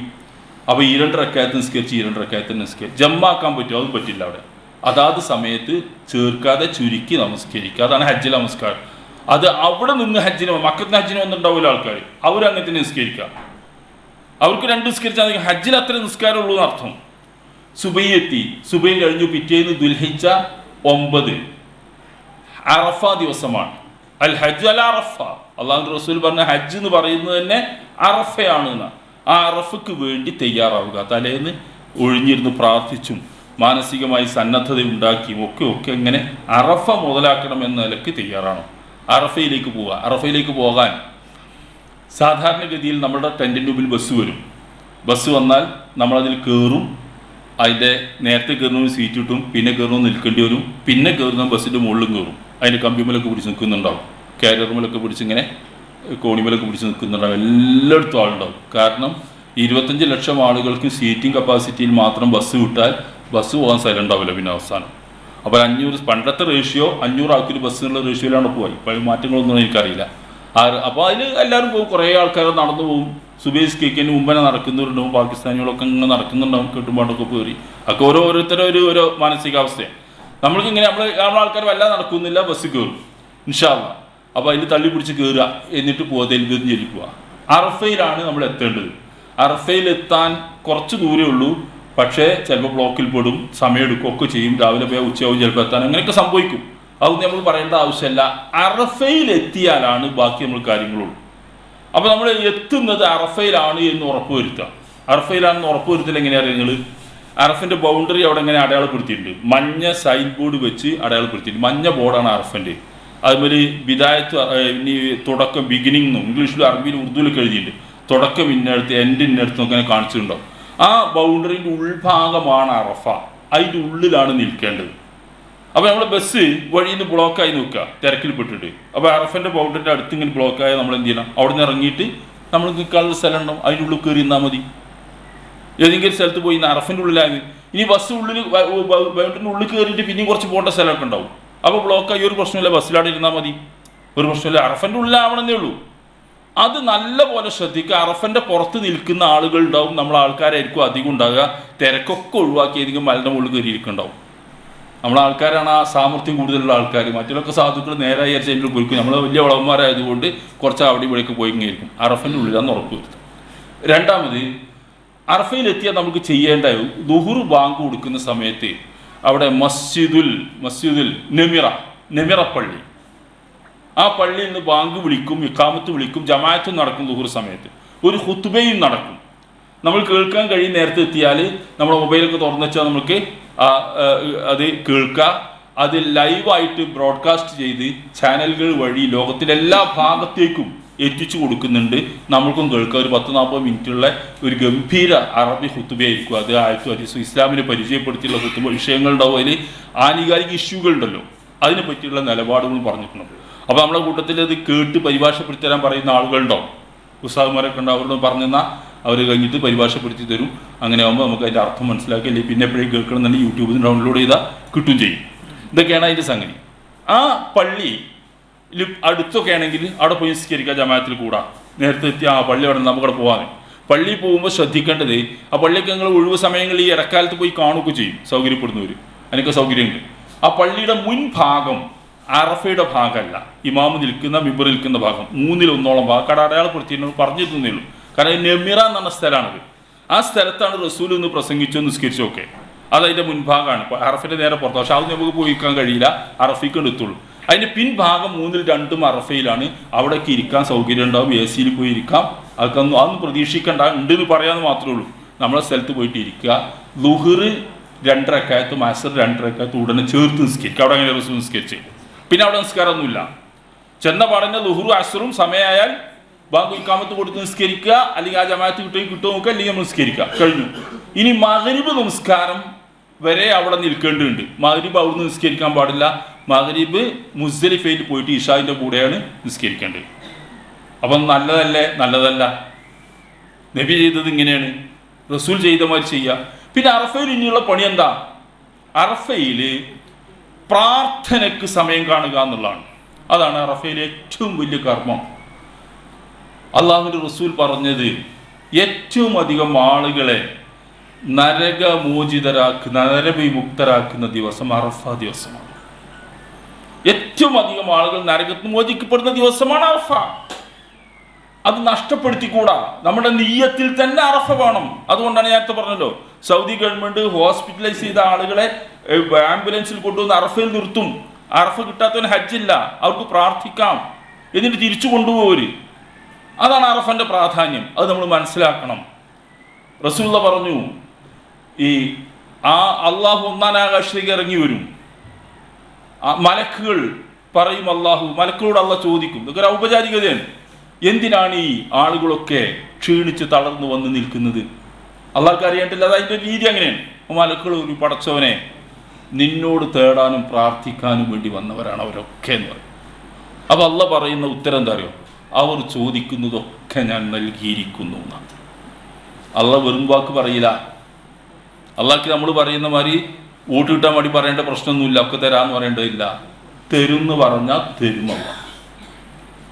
എനിക്കറിയാം പല ആളുകളും പറയുന്നത് ഹജ്ജിൻ്റെ കഴിഞ്ഞ് വന്നിട്ട് ഞാൻ മറഫീന്ന് പ്രാർത്ഥിച്ച കാര്യമൊക്കെ അതേപോലെ അള്ളാഹു എനിക്ക് നടപ്പാക്കി തന്നിട്ടുണ്ട്. പല ആളുകളും പറയുന്നതും കേട്ടിട്ടുണ്ട്. അത്ഭുതകരമായ മാറ്റങ്ങൾ ഉണ്ടായ സംഭവങ്ങൾ ചിലർക്ക് ഉദ്ധരിക്കുന്നവരുണ്ട്. നമുക്ക് അവിശ്വസനീയം തോന്നും. പ്രാർത്ഥിച്ച കാര്യങ്ങളൊക്കെ അങ്ങനെ നടക്കും. ഉറപ്പായിട്ടും ഉത്തരം കിട്ടുന്ന ഒരു സ്ഥലമാണ് അറഫ. ആ അറഫയിൽ ആ സ്ഥലവും സന്ദർഭവും ദൂറ് മുതൽ പ്രത്യേകിച്ച് അസ്റിന് ശേഷം അസ്തമിച്ച് പൂർണ്ണമാകുന്നവരെയും നിന്ന് പ്രാർത്ഥിക്കുക. അറഫയിൽ ചെല്ലേണ്ട ദിക്ർ നേരത്തെ പറഞ്ഞു, ലാ ഇലാഹ ഇല്ലല്ലാഹ് വഹ്ദഹു ലാ ശരീക ലഹു ലഹുൽ മുൽക്കു വലഹുൽ ഹംദു യുഹ്യി വയുമീതു വഹുവ അലാ കുല്ലി ഷൈഇൻ. അത് ആവർത്തിച്ചുകൊണ്ടിരിക്കുക. ബാക്കി പ്രാർത്ഥിക്കുക. അപ്പോൾ നമുക്ക് അവിടെ മിനയിലേക്ക് പോലെ ടെൻ്റൊന്നും ഉണ്ടാവില്ല. എന്നാലും ഏകദേശമൊക്കെ മറക്കാൻ നിൽക്കാനൊക്കെ സ്ഥലം ഉണ്ടാവും. വേപ്പ് തൈകൾ ഇഷ്ടം പോലെ തണലുണ്ടാവും. പഴയതുപോലെയല്ല. ഇപ്പം നല്ലോണം ബാത്റൂമുകളും സൗകര്യങ്ങളും ഒക്കെ ഉണ്ട്. കുളിക്കാം, കുടിക്കാം, ഇഷ്ടം പോലെ ഭക്ഷണം ഒന്നും ഭക്ഷണം അവിടെ ഒക്കെ ഇഷ്ടം പോലെ കിട്ടും. നമുക്കൊക്കെ വാങ്ങിക്കൊണ്ടുവരാനേ കഴിയുള്ളൂ. അവിടെ ഇങ്ങനെ ഗവൺമെൻറ് വിതരണം ചെയ്യുന്നുണ്ട്, വലിയ ഏജൻസികൾ കൊടുക്കുന്നുണ്ട്. ലബൻ എന്നാൽ തൈര് കിട്ടും. ചൂടുള്ള സമയമാകുമ്പോൾ കുടിക്കേണ്ടി വരും. വെള്ളം കിട്ടും, ബിരിയാണി കിട്ടും, എല്ലാ കബ്സ കിട്ടും, എല്ലാ ഭക്ഷണവും കിട്ടും. ഏതൊക്കെയാണോ വേണ്ടത് ഒക്കെ നമ്മൾ ക്യൂ നിന്നിട്ട് ചോദിച്ചൊക്കെ വാങ്ങിക്കൊണ്ടുവരിക. അപ്പം ഞാൻ കിട്ടില്ല എന്ന് പറഞ്ഞാൽ ക്ലാസ് എടുത്ത് ഞാൻ കിട്ടിയില്ല രണ്ടാരും. അതൊക്കെ അവിടുത്തെ രൂപ അനുസരിച്ചൊക്കെ കിട്ടും, കിട്ടാതിരിക്കുക. അതൊക്കെ അവിടെ കിട്ടും സൗജന്യമായിട്ട്. കിട്ടുന്നതുകൊണ്ട് വാങ്ങി, അല്ലെങ്കിൽ വേറെ അടുത്തോട് പറഞ്ഞ് വാങ്ങിക്കൊണ്ട് തന്നെ. ചിലപ്പോൾ നമുക്ക് അമീറാണെങ്കിൽ വലിയൊരു ബാക്കിൽ കീസിലാക്കി 10 പണ്ടൊക്കെ വാങ്ങിക്കൊണ്ടുവന്ന് ഇതൊക്കെ അത് സൗകര്യം കിട്ടും. അത്രയും സൗകര്യം. ഒരു പണി എടുക്കേണ്ട അതൊക്കെ കിട്ടും. എല്ലാം സുഖമായിട്ട് ഈ തെക്കിബീറും ഈ ദഹലിയിലൊക്കെ ചെല്ലുക, തെൽബിയത്ത് ചെല്ലാം, ഒക്കെ ചെല്ലി ശാന്തമായിട്ട് അവിടെ ഇരിക്കുക. പിന്നെ പ്രാർത്ഥിക്കണം. ഒതു എടുക്കാൻ സൗകര്യമുണ്ട്. ഒന്ന് പ്രാർത്ഥനയ്ക്ക് ഒരുങ്ങുന്ന ദുഹൂറിന് ശേഷമാണ് അതിൻ്റെ സമയം. അസർ മുതൽ തുടങ്ങിയാൽ മതി. വെയിലക്കാർ കുറച്ച് റഷൊക്കെ എടുക്കാം. പിന്നെ ഒതു എടുക്കാനും ഒക്കെ ബാത്റൂം ഒക്കെ ഫ്രഷായിട്ട് ഒരുങ്ങുക. എങ്ങനെ പ്രാർത്ഥിക്കേണ്ടത്? കൂട്ടുപ്രാർത്ഥനയ്ക്ക് നിന്ന് കൊടുക്കരുത്. കൈമടക്ക് വാങ്ങാൻ നിൽക്കുന്ന ആളുകളുടെ കൊടുക്കാൻ നിൽക്കേണ്ട, അതിന് കൂടും വേണ്ട. ഇതൊക്കെ അവിടെ നടക്കുന്നുണ്ട്. മൗലൂദ് റാത്തീബ് വട്ടയിരുന്ന് ചെല്ലും, ഒന്നും വേണ്ട. നമ്മൾ അള്ളാഹുവിനോട് പ്രാർത്ഥിക്കാൻ പോയതാണ്. നമ്മളുടെ പടച്ചവനോട് നമ്മൾക്ക് പറയണം മനസ്സ് തുറന്ന്. എങ്ങനെ പ്രാർത്ഥിക്കേണ്ടത്? നിങ്ങൾ ഒറ്റയ്ക്ക് ഇരിക്കുക. ഭാര്യ ഭർത്താവും ഉണ്ടാവും, കുടുംബക്കാരൊക്കെ ഉണ്ടാവും. ചിലപ്പം അവരോട് വേറെ പോയി നിൽക്കാൻ പറയാം. നമ്മൾ വേറെ ഭാഗത്ത് നിൽക്കുക. നമ്മളും നമ്മളെ പടച്ചവനും മാത്രം, വേറെ ആരുമില്ല. ഒരു മരത്തിൻ്റെ തണലിൽ, ഒരു ബസ്സിൻ്റെ തണലിൽ, വേറൊരു ടെൻറ്റിൻ്റെ തണലൊക്കെ പോയി നിൽക്കുക. ഒറ്റയ്ക്ക് നിൽക്കുക. നമ്മൾ ആരെയും കാണുന്നില്ല, നമ്മൾ ആരെയും അറിയില്ല. നമ്മൾ നമ്മളെ പടച്ചവൻ്റെ മുമ്പിൽ മാത്രം മനസ്സ് തുറന്ന് കരഞ്ഞ് തേങ്ങി വിങ്ങി പൊട്ടി മനസ്സുരുകി പ്രാർത്ഥിക്കുക. കൈ ഉയർത്തി പ്രാർത്ഥിക്കുക. റസൂൽ കൈ ഉയർത്തി പ്രാർത്ഥിച്ചു. റസൂൽ ഇങ്ങനെ പ്രാർത്ഥിക്കുമ്പോൾ അവിടുത്തെ ശരീരത്തിലിട്ടിരുന്ന തട്ടൊക്കെ താഴെ വീണു. സഹാബികൾ എടുത്തു കൊടുത്തു റസൂലിന്. അതൊന്നും അറിയുന്നില്ല. ഒട്ടകത്തിൻ്റെ കയറ് കയ്യിൽ നിന്ന് അറിയാതെ വീണുപോയി. അങ്ങനെ കരഞ്ഞു പ്രാർത്ഥിച്ചു റസൂലുള്ള. ആ പ്രാർത്ഥന മുടങ്ങാതെ നമ്മൾ നടത്തുക. അറഫ കഴിഞ്ഞ് അസ്തമയത്തിന് ശേഷം പുറത്തിറങ്ങുമ്പോൾ പാപങ്ങളെല്ലാം പൊറുത്ത് ഒരു പുതിയ കുഞ്ഞിനെ പോലെ അങ്ങോട്ട് പുറത്തേക്ക് ഇറങ്ങി വരണം. അത് നമുക്ക് ഒരു ഭാരം കുറഞ്ഞതുപോലെ അങ്ങോട്ട് അനുഭവപ്പെടും. ശരീരമാസകലം ഭാരം കുറഞ്ഞതുപോലെ എല്ലാം പടച്ചവൻ്റെ മുമ്പിൽ തുറന്നു പറഞ്ഞു. നമ്മളുടെ സ്വകാര്യതകളൊക്കെ പടച്ചവൻ്റെ മുമ്പിൽ പറയണം, കരയണം. അതാണ് പ്രാർത്ഥന. ഇനി ആളുകൾ ഉന്നയിക്കുന്ന ഒരു സംശയം, എന്തൊക്കെ പ്രാർത്ഥിക്കുന്നുണ്ട്? അത് ഞാൻ പറയേണ്ട ആവശ്യമില്ല, നിങ്ങൾക്ക് അറിയാവുന്ന കാര്യങ്ങൾ പ്രാർത്ഥിക്കാൻ എല്ലാവർക്കും അറിയണ്ടേ? ശ്രദ്ധിക്കേണ്ടത്, ഒന്ന്, നമ്മളെ കയ്യിൽ പ്രാർത്ഥനയുടെ പുസ്തകങ്ങളുണ്ടോ? അത് നല്ല പുസ്തകം തന്നെയാണോ നോക്കണം. നേരത്തെ പറഞ്ഞല്ലോ, ഖുർആനിലുള്ള പ്രാർത്ഥനയാണെങ്കിൽ നടത്താം, ഹദീസിൽ റസൂൽ നടത്തിയ പ്രാർത്ഥന അല്ലാത്തൊക്കെ വിട്ടേക്ക്, കാരണം അതിലൊക്കെ വേണ്ടാത്ത ഉണ്ടാവില്ല. അതുകൊണ്ടാണ് സൂക്ഷ്മതയ്ക്ക് വേണ്ടി പറയുന്നത്. അത് തന്നെ നമുക്ക് അർത്ഥമൊക്കെ അറിയെങ്കിൽ അങ്ങനെ പ്രാർത്ഥിക്കുക, അല്ലെ വെറുതെ അങ്ങനെ വായിച്ചിട്ട് ഇരിക്കുക. ആ പ്രാർത്ഥന നമ്മൾ തേട്ടം നമ്മുടെ മനസ്സിൻ്റെ ഉള്ളിൽ നിന്ന് വരണം.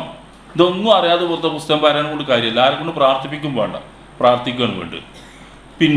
പിന്നെന്താ വേണ്ടത്? ഒരിഞ്ഞിരുന്ന് ഒറ്റയ്ക്ക് അവനാണ് പറ്റുന്ന രൂപത്തിലൊക്കെ അള്ളാഹിനോട് അങ്ങനെ പറഞ്ഞാൽ മതി. പിന്നെ ആളുകൾ ചോദിക്കുന്നത് എന്തൊക്കെ പറയാം. ഞാനൊരു ഔട്ട്ലൈൻ തരാം, നിങ്ങൾക്ക് നോട്ട് ചെയ്ത് വെക്കാം. അതനുസരിച്ച് നിങ്ങൾ എന്ത് ചെയ്യുക? പ്രാർത്ഥിച്ചു. ഒന്ന്, ഏറ്റവും അധികം സമയം നമ്മൾ പ്രാർത്ഥിക്കാൻ ചെലവഴിക്കേണ്ടത് വിഷയം നമ്മളുടെ സ്വന്തം കാര്യത്തിനാണ്. സ്വന്തം കാര്യമാണ് എല്ലാവരും പ്രാർത്ഥിക്കേണ്ടത്. സ്വന്തം കാര്യം എന്ന് പറഞ്ഞാൽ അവനവൻ്റെ കാര്യം പടച്ചവനോട് പറയാം. എന്താ അതിൽ പറയേണ്ടതെന്ന് ഞാൻ പറയുന്നില്ല. പറയാനുള്ളത്, ഒന്ന്, പരലോകത്തിന് വേണ്ടിയാണ് സ്വന്തം കാര്യത്തിൽ ഏറ്റവും അധികം പ്രാർത്ഥിക്കേണ്ടത്.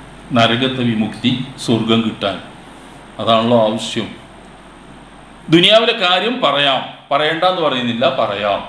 പക്ഷെ അവിടെ ചെന്നിട്ടും ഈ മുതലുണ്ടാകണേ തന്നെ പ്രാർത്ഥിക്കണ്ട. അവ ഇടക്കൊക്കെ ഒന്ന് പറഞ്ഞാൽ മതി. ബാക്കി പടച്ചവന് പരലോകത്തിന് ഇത് കിട്ടണ്ടേ? ഈ കിട്ടിയ മുതലൊക്കെ തന്നെ മതി. ഇത് പരലോകത്തിൽ രക്ഷപ്പെട്ട് പറയാം. ഏറ്റവും നല്ല ഒരു ഉദാഹരണം, ഏറ്റവും നല്ല പ്രാർത്ഥനയായിട്ട് റസൂൽ പറഞ്ഞത് നിങ്ങൾ, റബ്ബനാ ആതിനാ ഫി ദുനിയാ ഹസന വഫിൽ ആഖിറതി ഹസനതൻ വഖിനാ. അതെല്ലാം ഉണ്ട്. ഏറ്റവും നല്ല പ്രാർത്ഥന എന്നാണ് റസൂൽ പറഞ്ഞത്. എന്തായാലും പറഞ്ഞത്, ഒന്ന്, ഇഹലോകത്ത് പടച്ചവനെ ഞങ്ങൾക്ക് നീ നന്മ നൽകണേ. രണ്ടാമത്, പരലോകത്ത് നൽകണേ. മൂന്നാമതൊന്നും കൂടി ഉണ്ട്, നരകത്തിന് രക്ഷപ്പെടുത്തണേ. 3 കാര്യം പറഞ്ഞു. അതിലൊന്ന് ദുനിയാവും, 2 പരലോകമാണ്. ഒരു റേഷ്യോ പറയാൻ പറ്റുമെങ്കിൽ ആ തോതിലെങ്കിലും 2 പ്രാർത്ഥന പരലോകത്തേക്കാകുമ്പോൾ 1 മതി ദുനിയാവിന്. ബാക്കിയൊക്കെ അവിടുന്ന് അങ്ങനെ പ്രാർത്ഥിക്കാം. നല്ല പ്രാർത്ഥനയുടെ റേഷ്യോ അങ്ങനെയാണല്ലോ. അതൊരു ഉദാഹരണമാണ്, അങ്ങനെ തന്നെ ആണെന്നില്ല, നിങ്ങൾക്ക് ചെയ്യാം. ഒന്നത്, പാപങ്ങളേറ്റ് പറയുക. നമ്മൾ തന്നെ മറന്നിട്ടുണ്ടാവും പലതും. ചെറുപ്പത്തിലൊക്കെ നമുക്ക് ഓർമ്മയുണ്ട്, നമ്മൾ വേണ്ടാത്തൊക്കെ ചെയ്ത് മറന്ന് ഒക്കെ പറയാം. ഒറ്റയ്ക്ക് ഇരുന്ന് പറയാം. ഭാര്യ മാറുന്നോട്ടെ, ഭർത്താവ് വേറന്നോട്ടെ, അവനവന് പറയാനുണ്ടാവും. അങ്ങനെയാണ് മനുഷ്യൻ, അങ്ങനെയാണ്. രണ്ടാമത്, നമ്മുടെ പ്രാർത്ഥന വരേണ്ടത്, ഏറ്റവും അധികം പ്രാർത്ഥന നമ്മൾ മാതാപിതാക്കൾക്ക് വേണ്ടിയാണ്. അത് ജീവിച്ചിരിക്കുന്നവരാകാം, മരിച്ചവരുമാകാം, ഒരാളാകാം, രണ്ടാൾക്ക് വേണ്ടിയും പ്രാർത്ഥിക്കണം. എന്താന്ന് ഞാൻ പറയുന്നില്ല. അവർക്കും ചിലപ്പോൾ ഹജ്ജ് ചെയ്യാൻ കഴിഞ്ഞിട്ടുണ്ടാവില്ല. നമ്മളത്ര സാമ്പത്തിക ശേഷി ഇല്ലായിരുന്നു. നമ്മളെ പഠിപ്പിക്കാൻ വേണ്ടി പാടുപെട്ടവരാണ്. നമുക്കുള്ള സാമ്പത്തിക ശേഷി ഉണ്ടാകാൻ വേണ്ടി പാടുപെട്ടവരാണ്. അവരൊക്കെ നമ്മളെ പ്രാർത്ഥന ന്യായമായിട്ട് അർഹിക്കുന്നുണ്ട്. അങ്ങനെ പറയുന്നില്ല, നമുക്കത് മനസ്സിലാവും, നമ്മൾ ചെയ്യാം. മൂന്നാമത്, നമ്മുടെ പ്രാർത്ഥന വരേണ്ട ഒരു സംഗതി നമ്മുടെ മക്കളാണ്. ഇപ്പോൾ ഈ ഹജ്ജിന് പോകുന്ന ആളുകൾക്കൊക്കെയും ഏറ്റവും അധികം ടെൻഷൻ ഉണ്ടാക്കുന്ന വിഷയം എന്താ നിങ്ങൾ? ഇവിടുന്ന് പോയി വരുമ്പോഴേക്ക് 10-40 ദിവസം ഉണ്ട്, ഇവിടെ എന്ത് സംഭവിക്കും എന്നുള്ളതാണ്. ആൺകുട്ടികളൊക്കെ ആരെ കൊണ്ടാ വന്നിട്ടുണ്ടാവുക എന്നറിയില്ല, പെൺകുട്ടികൾ ആരൊക്കെ ഇവിടെയൊക്കെ പോയിട്ടുണ്ടാവും എന്നും അറിയില്ല. അത് ഈ പണ്ടൊക്കെ നമുക്ക് വെറുതെ ഒരു ഒറ്റവാക്കായിട്ട് പറയാമായിരുന്നു. ഇന്ന് അങ്ങനെയല്ല. നമ്മളുടെ ഒക്കെ വീട്ടിൽ അങ്ങനെയാണ് ഉള്ളത്. എന്തും സംഭവിക്കാം. വരുമ്പോഴേക്ക് ഒരു കണക്ക് കൂട്ടലും ഇല്ല, ഇതൊന്നും എന്തും സംഭവിക്കാം. അത്രത്തോളം കാലാവസ്ഥകൾ മാറിക്കഴിഞ്ഞിരിക്കും. നമുക്ക് പോകുന്നവർക്കൊക്കെ ഉള്ള ടെൻഷൻ വരുമ്പോഴേക്കും നിലനിൽക്ക് നിന്നാൽ മതി. ഇനിയാണ് പോയി വരുന്നത് വരെ ഒരു പടച്ചവനൊരു സമാധാനം തന്നെയാണ്. അപ്പോൾ അത് നന്നായിട്ട് പ്രാർത്ഥിക്കാം. അവരുടെ വിദ്യാഭ്യാസത്തിന് പ്രാർത്ഥിക്കാം, ജോലിക്ക് പ്രാർത്ഥിക്കാം, ഇഹലോകത്തെ നന്മയ്ക്ക് പ്രാർത്ഥിക്കാം, വിവാഹത്തിന് പ്രാർത്ഥിക്കാം, മക്കളില്ലാത്തവർക്ക് വേണ്ടി ഒക്കെ പ്രാർത്ഥിക്കാം. പക്ഷേ ഊന്നേണ്ടൊരു പ്രാർത്ഥന അവർക്കും ഹിദായത്ത് കിട്ടാനും അവർക്കും ദീനുമായിട്ടൊക്കെ നടക്കാനും അവർക്ക് ഹജ്ജൊക്കെ ചെയ്യണ്ടേ, അങ്ങനെയൊക്കെയുള്ള പ്രാർത്ഥനകൾക്ക് ഊന്നൽ നൽകുക. പിന്നെ ബാക്കി നിങ്ങൾ ആലോചിച്ച് നോക്കുക. പിന്നെ പ്രാർത്ഥന വരുന്നുണ്ട് നമ്മളുടെ ഉസ്താദുമാർ എന്ന് പറഞ്ഞാൽ നമ്മൾക്ക് തൗഹീദ് പഠിപ്പിച്ചെന്ന, ദീൻ പഠിപ്പിച്ചെന്ന് കുറേ ആളുകളുണ്ടല്ലോ. ഔപചാരിക ഉസ്താദുമാരായിരിക്കില്ല, മദ്രസയിലും കോളേജിലും പഠിപ്പിച്ചായിരിക്കില്ല. എന്നാലും ഈ സംഘടനക്കും പ്രസ്ഥാനത്തിനൊക്കെ നേതൃത്വം കൊടുത്ത് വലിയ സേവനങ്ങൾ ചെയ്ത മഹാന്മാരായ അവരുടെയൊക്കെ പ്രവർത്തനവും പ്രസംഗവും ക്ലാസ്സും പദ്ധതിയും പരിപാടിയൊക്കെ കൊണ്ടാണ് നമുക്കൊക്കെ ഈ തൗഹീദൊക്കെ നേർക്ക് മനസ്സിലാക്കാൻ കഴിഞ്ഞു. അവർക്ക് നമ്മുടെ പ്രാർത്ഥന അർഹിക്കുന്നുണ്ട്. അവർക്ക് വേണ്ടി പ്രാർത്ഥിക്കുക. പിന്നെ പ്രാർത്ഥന വരേണ്ടത് നമ്മൾ പോകുന്ന സമയത്ത് യാത്ര ചോദിക്കാനും അല്ലാതെ കേട്ട് നമ്മുടെ സുഹൃത്തുക്കളൊക്കെ പറയും. കാരണം നമ്മുടെ ജീവിതത്തിൽ ഒരു സംഭവം നടക്കില്ലേ, നമ്മൾ പറയും ഇങ്ങനെ പോകുന്നുണ്ട് എന്ന്. അപ്പോൾ നമ്മളുടെ കൂട്ടുകാരുണ്ടാവും, കൂടെ പഠിച്ചവർ, ജോലി ചെയ്തവർ, ബന്ധത്തിലുള്ള ആളുകൾ പലരും ഉണ്ടാവും. അവർ പറയും എൻ്റെ കാര്യം പറയണം കേട്ടോ, അവൻ ഹജ്ജിന് പോകാൻ കഴിയില്ല, പല കാരണങ്ങളാൽ കഴിയില്ല, കഴിഞ്ഞിട്ടില്ല, എൻ്റെ കാര്യം പറയണം കേട്ടോ. ചിലർക്ക് നമ്മളിങ്ങനെ ചെന്ന് നോക്കുമ്പോൾ രോഗിയായിട്ട് ബെഡ് റെസ്റ്റിലായിരിക്കും മാസങ്ങളോ വർഷങ്ങളായിട്ട്. നമ്മളിങ്ങനെ പോവാന്ന് പറയുമ്പോൾ അങ്ങനെ കണ്ണുക്ക് നോക്കും, മലന്ന് കിടന്നിങ്ങനെ നോക്കും, ഒന്നും ഉരിയാട് ഒന്നും പറയില്ല, കണ്ണിൽ ഇങ്ങനെ രണ്ട് ഭാഗത്ത് കൂടി ചാലിട്ട് ഇങ്ങനെ ഒഴുകും. അതിലവനെല്ലാം പറഞ്ഞിട്ടുണ്ടാവും. നമുക്കറിയാം അവൻ എന്താണ് ആ കാണിച്ചതെന്ന്, എന്താണ് ആ പറഞ്ഞത് നമുക്ക് മനസ്സിലായിട്ടുണ്ട്. അതൊക്കെ നമ്മൾ പ്രാർത്ഥിക്കണം. ചില ആളുകൾ പ്രത്യേക കാര്യങ്ങൾ പ്രത്യേകം ഉന്നയിച്ചുകൊണ്ട് ഇത് പറയണമെന്ന് പറഞ്ഞിട്ടുണ്ടാവും. അതങ്ങനെ തന്നെ ഓർമ്മ ഉണ്ടെങ്കിൽ പറയാം, നോട്ട് ചെയ്ത് വെക്കാൻ പറ്റും, നോക്കുക, പറയണം.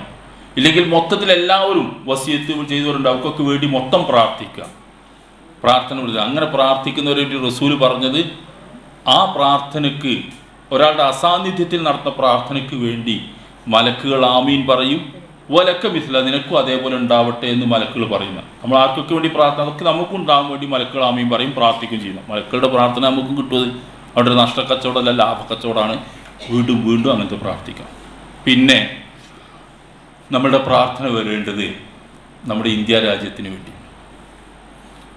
ഇപ്പം എല്ലാവർക്കും മനസ്സിലാകുന്നൊരു കാലാവസ്ഥ ഇന്ത്യയിലുണ്ട്, എന്തൊക്കെയോ മാറി വരുന്നു, എന്തും സംഭവിക്കാം. ഇലക്ഷനും ഒക്കെ എല്ലാവർക്കും അറിയുന്നതാണല്ലോ, അവിടെ നിങ്ങളുടെ നാട്ടിൽ പ്രത്യേക ചർച്ചകൾ നടക്കുന്ന വിഷയമാണല്ലോ. ഇന്ത്യ, ഈ രാജ്യത്തെ മുസ്ലിങ്ങൾക്ക് അഭിമാനത്തോടു കൂടി അന്തസ്സോടുകൂടി ഇസ്ലാമിൻ്റെ ഐഡൻറ്റിറ്റി നിലനിർത്തിക്കൊണ്ട് ജീവിച്ചു പോകേണ്ടതുണ്ട്. ആ പ്രാർത്ഥന, അതിനുള്ള സാഹചര്യത്തിന് വേണ്ടിയുള്ള പ്രാർത്ഥന നമ്മൾ ആ ഉത്തരം കിട്ടുന്ന സ്ഥലത്ത് നടത്തണം, നിർബന്ധമായും നടത്തണം.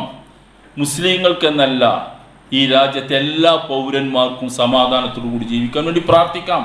മുസ്ലിം എല്ലാവർക്കും സമാധാനം വേണം തന്നെയാണ് നമ്മുടെ മനസ്ഥിതി. നമ്മുടെ പ്രാർത്ഥനയിൽ വരാം. നമ്മളുടെ കാര്യത്തിലാണ് ഇവിടെ തർക്കമുള്ളത്.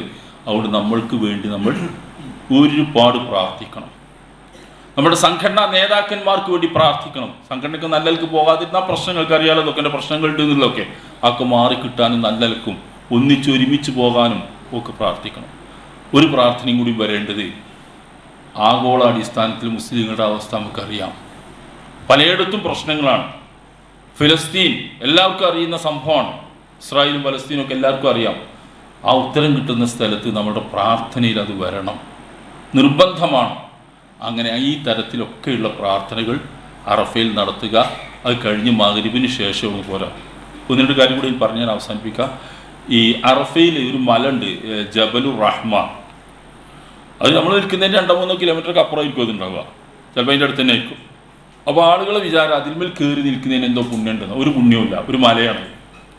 ആളുകൾ ധരിക്കുന്നത് ആ മലയിൽ ആ റസൂൽ നിന്നതെന്നാണ്. റസൂൽ അവിടെയല്ല നിന്നത്, അതിൻ്റെ താഴെ നിന്നത്. അവിടെ അതിൻ്റെ ബോർഡൊക്കെ വെച്ചിട്ടുണ്ട്, അറബിയിലും ഇംഗ്ലീഷിലും ഉറുദുവിലൊക്കെ ഒരു ബോർഡുണ്ട്. ഇത് അവിടെ നിൽക്കണതിൽ അവിടെ എല്ലാം നിന്നത് റസൂൽ എന്ന് പറയുന്നത്. റസൂൽ അതിൻ്റെ താഴെ നിന്നിട്ട് പറയുന്നു, വഖഫ്തു ഹാഉനാ വൽ അർഫാത്ത് കുല്ലുഹാ മൗഖിഫുൻ. ഞാനിതാ ഇവിടെ നിന്നു. ഈ അറഫ മുഴുവനും നിൽക്കാനുള്ള കേന്ദ്രമാണ്. എവിടെ നിൽക്കാം? അറഫയിൽ എവിടെ നിൽക്കാം, അല്ലാതെ അയിമ കയറി നിൽക്കുക ഒരു പുണ്യമില്ല. അപ്പോൾ അയിമ കയറി നിൽക്കാൻ പ്രയാസം കാണിക്കണ്ട, സാഹസം എടുക്കണ്ട. എന്നാൽ സംഭവിക്കുന്നത്, നമ്മളെ ചില ആളുകൾ അതിൽ കയറി നിൽക്കുന്ന എന്തോ പുണ്യമുണ്ടെന്ന് വിചാരിക്കും. എന്നിട്ട് 2-3 കിലോമീറ്റർ ദൂരമുള്ള ആ മലൻ്റെ മുകളിലേക്ക് ദൂരത്ത് ഇങ്ങനെ കാണാൻ ഒരു വെളുത്ത നിറമായിരിക്കും. ഇഹ്റാമിൻ്റെ ഡ്രസ്സിൽ ഒന്നും മല കാണില്ല, വെളുത്ത നിറയെ കാണുള്ളൂ. വാട്ടർ ബോട്ടിലൊക്കെ നിറച്ച് വാങ്ങിപ്പൊടിച്ച് 3-4 ആൾക്കാരൊക്കെ പോയി അതിൻ്റെ മുകളിൽ കയറിക്കും. വെയിലും കൊണ്ട് അവിടെ നിൽക്കും. കുറച്ച് കഴിയുമ്പോൾ ഒരു ദിവസം തലേന്ന് വീഴും. അവൻ എന്താ ചെയ്യുക? ഓനേറ്റി കൊണ്ടുവരണം, ക്ലിനിക്ക് നോക്കണം, മുസ്തൗസിഫ് നോക്കണം. ആ ക്ലിനിക്ക് കൊണ്ടുപോകാൻ അഡ്മിറ്റ് ചെയ്യും, ട്രിപ്സ് കൊടുത്ത് ശരിയാക്കി കൊണ്ടുവരുമ്പോഴേക്ക് അവിടെ അസ്തമിക്കും. അവൻ്റെ അറഫയാണ് പോയി. അവൻ്റെയും പോയി, ഒപ്പം പോയവരും പോയി. അവർക്ക് പ്രാർത്ഥിക്കാൻ സമയമല്ല. വെറുതെ ചെയ്തത് എന്താ? ഒരു കൂലിയും കിട്ടാത്ത മല കയറലിന് ഒരു കൂലിയില്ല. നമുക്ക് ജസ്റ്റ് കാണാനൊക്കെ നോക്കാന്നല്ലാതെ അതിൽ പുണ്യം കിട്ടിയൊന്നും ചെയ്യാല്ല. പിന്നെ അറഫൻ്റെ പുറത്ത് നിൽക്കാതിരിക്കാൻ നോക്കാം. അസ്തമിച്ചതിന് ശേഷം അറഫയിൽ നിന്ന് മുസ്ദലിഫയിലേക്ക് പോവാം. ഇനി പെട്ടെന്ന് പറഞ്ഞു തീരും, ഇപ്പോൾ തീരും. മുസ്ദലിഫയിലേക്ക് പോവാം, നടന്നു പോകാം, ബസ്സിന് പോകാം, ഒക്കെ പോകാം. മഗ്‌രിബ് ഇശാ മുസ്ദലിഫയിൽ എത്തിയിട്ടാണ് നിസ്കരിക്കേണ്ടത്. മുസ്ദലിഫയിൽ എത്തിയാൽ ചെയ്യേണ്ട ആകെ ഒരു കാര്യമുള്ളൂ, സുഖമായി കിടന്നുറങ്ങുക. മബീത്തുമു മുസ്ദലിഫ, മുസ്ദലിഫയിൽ ശാന്തമായി ഉറങ്ങുക എന്നാണ്. റസൂൽ ഉറങ്ങിയ സ്ഥലത്ത് നമ്മൾ ഉറങ്ങുക, അതാണ് ചെയ്യേണ്ടത്. റസൂലിനെ പോയ അവിടെ ചെന്നാൽ മഗ്‌രിബിന് ബാങ്ക് കൊടുക്കുക, ഇഖാമത്ത് കൊടുക്കും. ആദ്യം 3 റക്അത്ത്, 2 റക്അത്ത് ഇശാഅത്ത്, മുസ്ദലിഫ. അപ്പോൾ അതിലൊരു പ്രശ്നം, ചിലപ്പോൾ നമ്മൾ ബസ് ബ്ലോക്കാവും പോണ വഴിയിൽ, കുറേ സമയം എടുക്കും, കുറച്ച് അർദ്ധരാത്രിക്കാവും എത്തുമ്പോൾ, ചിലപ്പോൾ നടന്നു പോകുമ്പം എളുപ്പത്തിന്ന് വരും. ഇതൊക്കെ ഉണ്ടാവുക, അതൊക്കെ നിങ്ങളുടെ അവിടെ പ്രായോഗികമായിട്ട് ചെയ്യുക. ഒരു കാര്യം മനസ്സിലാക്കേണ്ടത്, അർദ്ധരാത്രി ആകുന്നതോടുകൂടി ഇഷാവിൻ്റെ സമയം കഴിയും. അർദ്ധരാത്രി വരെയുള്ള ഇഷാവിൻ്റെ സമയം സുബൈ വരെ അല്ല. അതിൻ്റെ മസാല പറയുന്ന സമയമല്ല, അതിൻ്റെ തത്വം അതാണ്, നിയമം അതാണ്. അപ്പോൾ നമ്മളതിൻ്റെ ഇടയ്ക്ക് എത്തിയിട്ടില്ല, അർദ്ധരാത്രിയായിട്ട് എത്തിയിട്ടില്ല നിൽക്കുക. അപ്പോൾ നമ്മൾ എന്ത് ചെയ്യണം? വഴിയിൽ വെച്ച് ഇറങ്ങിയിട്ട് ബസ്സിൽ നിന്ന് ഇറങ്ങാം. അവിടെ നിസ്കരിക്കാൻ സൗകര്യമുണ്ട്, വെള്ളം കിട്ടും, ഒക്കെ നിസ്കരിക്കുക. അല്ലെങ്കിൽ നടന്നു പോകണമെങ്കിൽ അവിടെ നോക്കിയിട്ട് കിബിലൊക്കെ മാർക്ക് ചെയ്തിട്ടുണ്ടാവും, ഇത്തിജാഹുൽ കിബിലാന്ന് ഇങ്ങനെ അടയാളപ്പെടുത്തിയിട്ടുണ്ടാവും, മാർക്ക് ചെയ്തൊക്കെ ഇങ്ങനെ പല ബോർഡും ഉണ്ടാവും. അതൊക്കെ നോക്കിയിട്ട് നിസ്കരിക്കുക. മഗ്‌രിബ് 3 റക്അത്തും ഇശാ 2 റക്അത്തും നിസ്കരിക്കുക. വെള്ളം കിട്ടിയില്ലെങ്കിൽ തയമ്മം ചെയ്യുക. വളരെ എളുപ്പമാണ്. ഇങ്ങനെ ഭൂമിയിൽ ഇങ്ങനെ അടിക്കും, ഒരു അടി ആ മണ്ണൊക്കെ ഉണ്ടി തട്ടിയിട്ട് ഒരു തവണ ഇങ്ങനെ മുഖാണ് തടവുക. അതേ കൈ കൊണ്ട് വലത്തേ കൈയും ഇടത്തെ കൈ ഇങ്ങനെ തടങ്ങിയ തയമ്മായി നിസ്കരിക്കുക. വെള്ളമില്ലെങ്കിൽ നിസ്കാരം തമ്മിൽ തെറ്റിക്കരുത്. അർദ്ധരാത്രി കഴിഞ്ഞാൽ ഇശാന്റെ സമയം കഴിയും, അതിൻ്റെ മുമ്പ് നിസ്കരിക്കണം. അപ്പോൾ അത് നിസ്കരിക്കുക. പിന്നെ അവിടെ ചെന്നിട്ട് നേരത്തെ പറഞ്ഞതുപോലെ കൂട്ടപ്രാർത്ഥന നടക്കും, മൗലൂദ് നടക്കും, കൈമടക്ക്, എല്ലാ പണിയും അവിടെ നടക്കും. ആൾക്കാരെ മുന്നിൽ കിട്ടിയാൽ ഉസ്താദുമാരോട് പരമാവധി അത് മുതലാക്കും. ഇതൊക്കെ അവിടെ ചെയ്യും. ഇതിലൊന്നും കൂടണ്ട. നമ്മളിങ്ങനെ ആൾക്കാരെ നിർത്തിപ്പോയിണ്ടാവും. അങ്ങനത്തെ വലിയ കൂട്ടപ്രാർത്ഥന നടക്കുമ്പോൾ നമ്മളെ വീട്ടിലൊന്നും കാണുക, അതിൻ്റെ ബില്ല് പോയി ഇങ്ങനെ കഴിയും. നമ്മൾ കൊണ്ടുവരുന്നതാണ് അതിൻ്റെ ബില്ല് പോയി നിർത്തണേ. ചെയ്യരുത്. ആ ആവശ്യങ്ങൾക്കൊന്നും പോയി കൊടുക്കരുത്. നമ്മൾ നമ്മളുടെ പ്രാർത്ഥന നടത്തുക. രാത്രി കിടന്നുറങ്ങണം, വിശ്രമിക്കണം. കാരണം പിറ്റേ ദിവസം 10ൻ്റെ അന്ന് 5-6 കർമ്മങ്ങൾ ചെയ്യാനുണ്ട്. അപ്പോൾ വിശ്രമിക്കന്നെ വേണം ചെയ്യേണ്ടതൊക്കെ. പിന്നെ അവിടെ ചെയ്യുന്ന വേണ്ടാത്തൊരു കാര്യം കാണാം, കുറേ ആളുകൾ പിറ്റേ ദിവസവും പിന്നെ 11, 12, 13 ദിവസങ്ങളിലും ജംറയിൽ എറിയാനുള്ള കല്ല് എണ്ണി കണക്കാക്കി അവിടെ ഒക്കെ പെറുക്കി ഉണ്ടാക്കും. ഒരാവശ്യമില്ല. നമ്മൾ പോകുമ്പോൾ ഇങ്ങനെ പെറുക്കിയിട്ടാണ് പോയാൽ മതി. എവിടുന്നും കല്ലിട്ടും ഇഷ്ടം പോലെ. അതിന് മാത്രം കല്ലുകൾ അവിടെ ഉണ്ട്. ഒരു പ്രശ്നമുണ്ടല്ലോ. നമ്മൾ ടെൻറ്റിൽ നിന്നൊക്കെ പോകുമ്പോൾ കാർപ്പറ്റ് പൊക്കിയിട്ട് പെറുക്കിയിട്ട് എടുത്താണ് പോയാൽ മതി. അത്ര സൗകര്യമാണ്. എന്നാൽ ഇവിടുന്ന് പെറുക്കും. പെറുക്കിയിട്ട് എന്താ ചെയ്യുന്ന നിങ്ങൾ? പെറുക്കണത് പോട്ടെ, അതിപ്പോൾ നിൽക്കുക അല്ല. അത് മെല്ലെ ഒരു വാട്ടർ ബോട്ടിലിൽ ജംസം വെള്ളം കൊടുന്നുണ്ടാകുമ്പോൾ അല്ലെ അവിടെ നിന്ന് വെള്ളം കിട്ടുവെക്കും. ഇങ്ങോട്ട് നോക്കിയിട്ട് അതിലിട്ട് കുലുക്കി കഴുകി ഒക്കെ കൂടി അവിടെ ഒരു തുണി വിരിച്ചായി ഉണക്കി ഒക്കെ റെഡിയാക്കി അങ്ങനെ കൊണ്ടുനടക്കി. എന്താ ഈ കല്ലുമലൊക്കെ ഉള്ളത്? ഇതൊന്നും ആവശ്യമില്ലാത്ത പണിയാണ്. റസൂലുള്ള അവിടെ നിന്ന് പിറ്റേ ദിവസം 7 കല്ലാണ് എറിയേണ്ടത്. ഒറ്റ ജംറയിൽ എറിയേണ്ടുള്ളൂ 10ൻ്റെ അന്ന്. ആ 7 കല്ല് പെറുക്കാൻ വേണ്ടി ഫളൽ എന്ന് പറയുന്ന ഇബ്നു അബ്ബാസിന്റെ മകനെ ഏൽപ്പിച്ചു. ഫളൽ ഇബ്നു അബ്ബാസ് നബിന്റെ മൂത്താപ്പാന്റെ മകനാണ്, ചെറിയ പയ്യൻ. അപ്പോൾ അവൻ കല്ലെടുത്ത് കൊടുന്നു. കല്ലെടുത്ത് കൊടുന്നപ്പോൾ കുറച്ച് വലിപ്പം, നമ്മൾ ഈ സാധാരണ കടലമണിയോളം വലിപ്പം എന്നാ പറയാം, അതിനേക്കാൾ കുറച്ച് വലിപ്പം ഉണ്ടായിരുന്നു. അപ്പോൾ റസൂൽ പറഞ്ഞു ഇതല്ല, അതിനേക്കാൾ ചെറുത് മതി എന്നാണ്. റസൂൽ ഓതിയ ഒരു ആയത്തുണ്ട്, ഒരു ആയത്തിന്റെ കഷ്ണം, ലാ തഅലു ഫീ ദീനിക്കും, നിങ്ങൾ നിങ്ങളുടെ മതത്തിൽ അതിര് കവിയരുത്, പരിധി വിട്ടുപോകരുതെന്ന്. എന്താ പറഞ്ഞാൽ നിങ്ങൾ ഒരു കല്ല് കുറച്ച് വലിപ്പം കൂടിയതിന് പരിധി വിടരുതെന്ന് ആയത്താണ് ഓതി റസൂല്. അവിടെയാണ് നമ്മൾ ഈ കല്ലിനെ കുളിപ്പിക്കലും കഴുകലും ഉണക്കലും പരിപാടിയൊക്കെ ആയിട്ട് നടക്കുന്നത്. എന്തൊക്കെ വേണ്ടാത്ത പണിയാണ്. ഒന്നും ചെയ്യേണ്ട, അവിടെ കിടന്നുറങ്ങുക. രാത്രി തഹജ്ജുദ് നിസ്കരിക്കുക. ഉറങ്ങുമ്പോൾ ശ്രദ്ധിക്കേണ്ടത്, നമ്മൾ ഒരു തുറന്ന സ്ഥലമാണ്, ടെൻ്റൊന്നുമില്ല. പുരുഷന്മാർ തല മറക്കരുത്.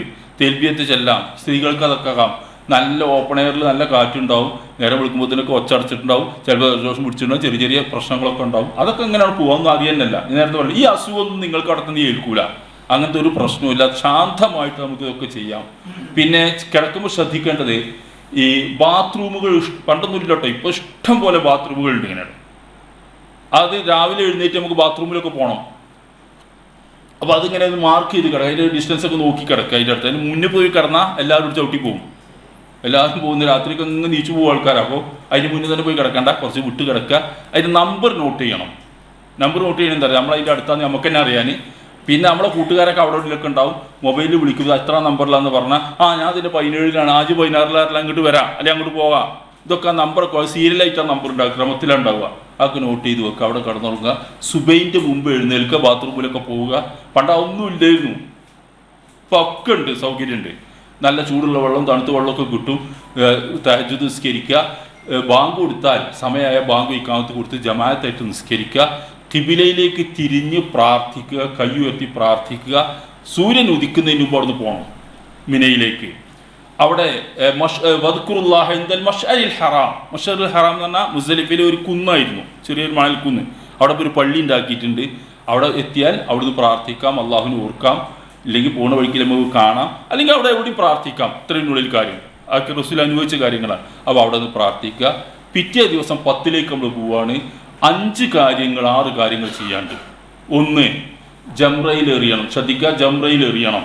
10ൻ്റെ അന്ന് ചെയ്യേണ്ടത്. ബലി അറുക്കണം, മുടിയെടുക്കണം,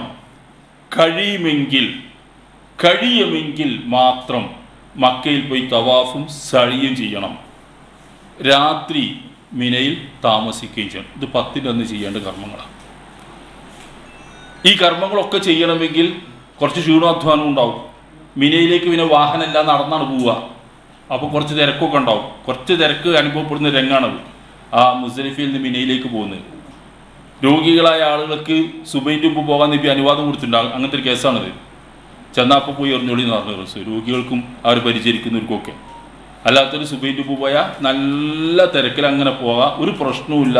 ഈ ആളുകളൊക്കെ ശാന്തമായിട്ടാണ് അങ്ങനെ പോകും. ഒരു ബഹളമൊന്നും ഉണ്ടാവില്ല. തിരക്കാണെങ്കിൽ തിരക്കുണ്ടാവുന്നില്ല, അങ്ങനെ പോകും. പിന്നെ അന്ന് 7 കല്ലുകൾ കൊണ്ട് ജംറയിൽ എറിയുക. 3ാമത്തെ ജംറ. ഇവിടെ നോക്കിയിട്ട് കാര്യമല്ല, അവിടേക്ക് അന്ന് വഴി ഉണ്ടാവുള്ളൂ. അവിടെ പോയി എറിയും നമ്മൾ. അള്ളാഹു അക്ബർ എന്നിട്ട് എറിയുക. കഴിഞ്ഞു. പിന്നെ ബലി അറുക്കണം. 2ാമത്തേത് ബലി അറുക്കുക എന്ന് പറഞ്ഞാൽ നമ്മളതിന് ബലി അറുക്കാൻ നമ്മൾ സാധാരണഗതിയിൽ ക്യാഷ് അടച്ചിട്ടുണ്ടാവും. നമ്മൾ ബലിമൃഗത്തിൻ്റെ ക്യാഷ് അടച്ചിട്ടുണ്ടാവും. അല്ലെങ്കിൽ അതിൻ്റെ പ്രൈവറ്റിൽ പോകുന്നതിന് അതിനുള്ള സംവിധാനം ഇറക്കിയിട്ടുണ്ടാവും. അതിൻ്റെ അർത്ഥം എന്താ അറിയാം? നമ്മൾ അറിവ് നടന്നു എന്നാണ്. നമ്മളതിന് ക്യാഷ് അടച്ചു, കാര്യങ്ങൾ നടക്കുന്നതാണ്.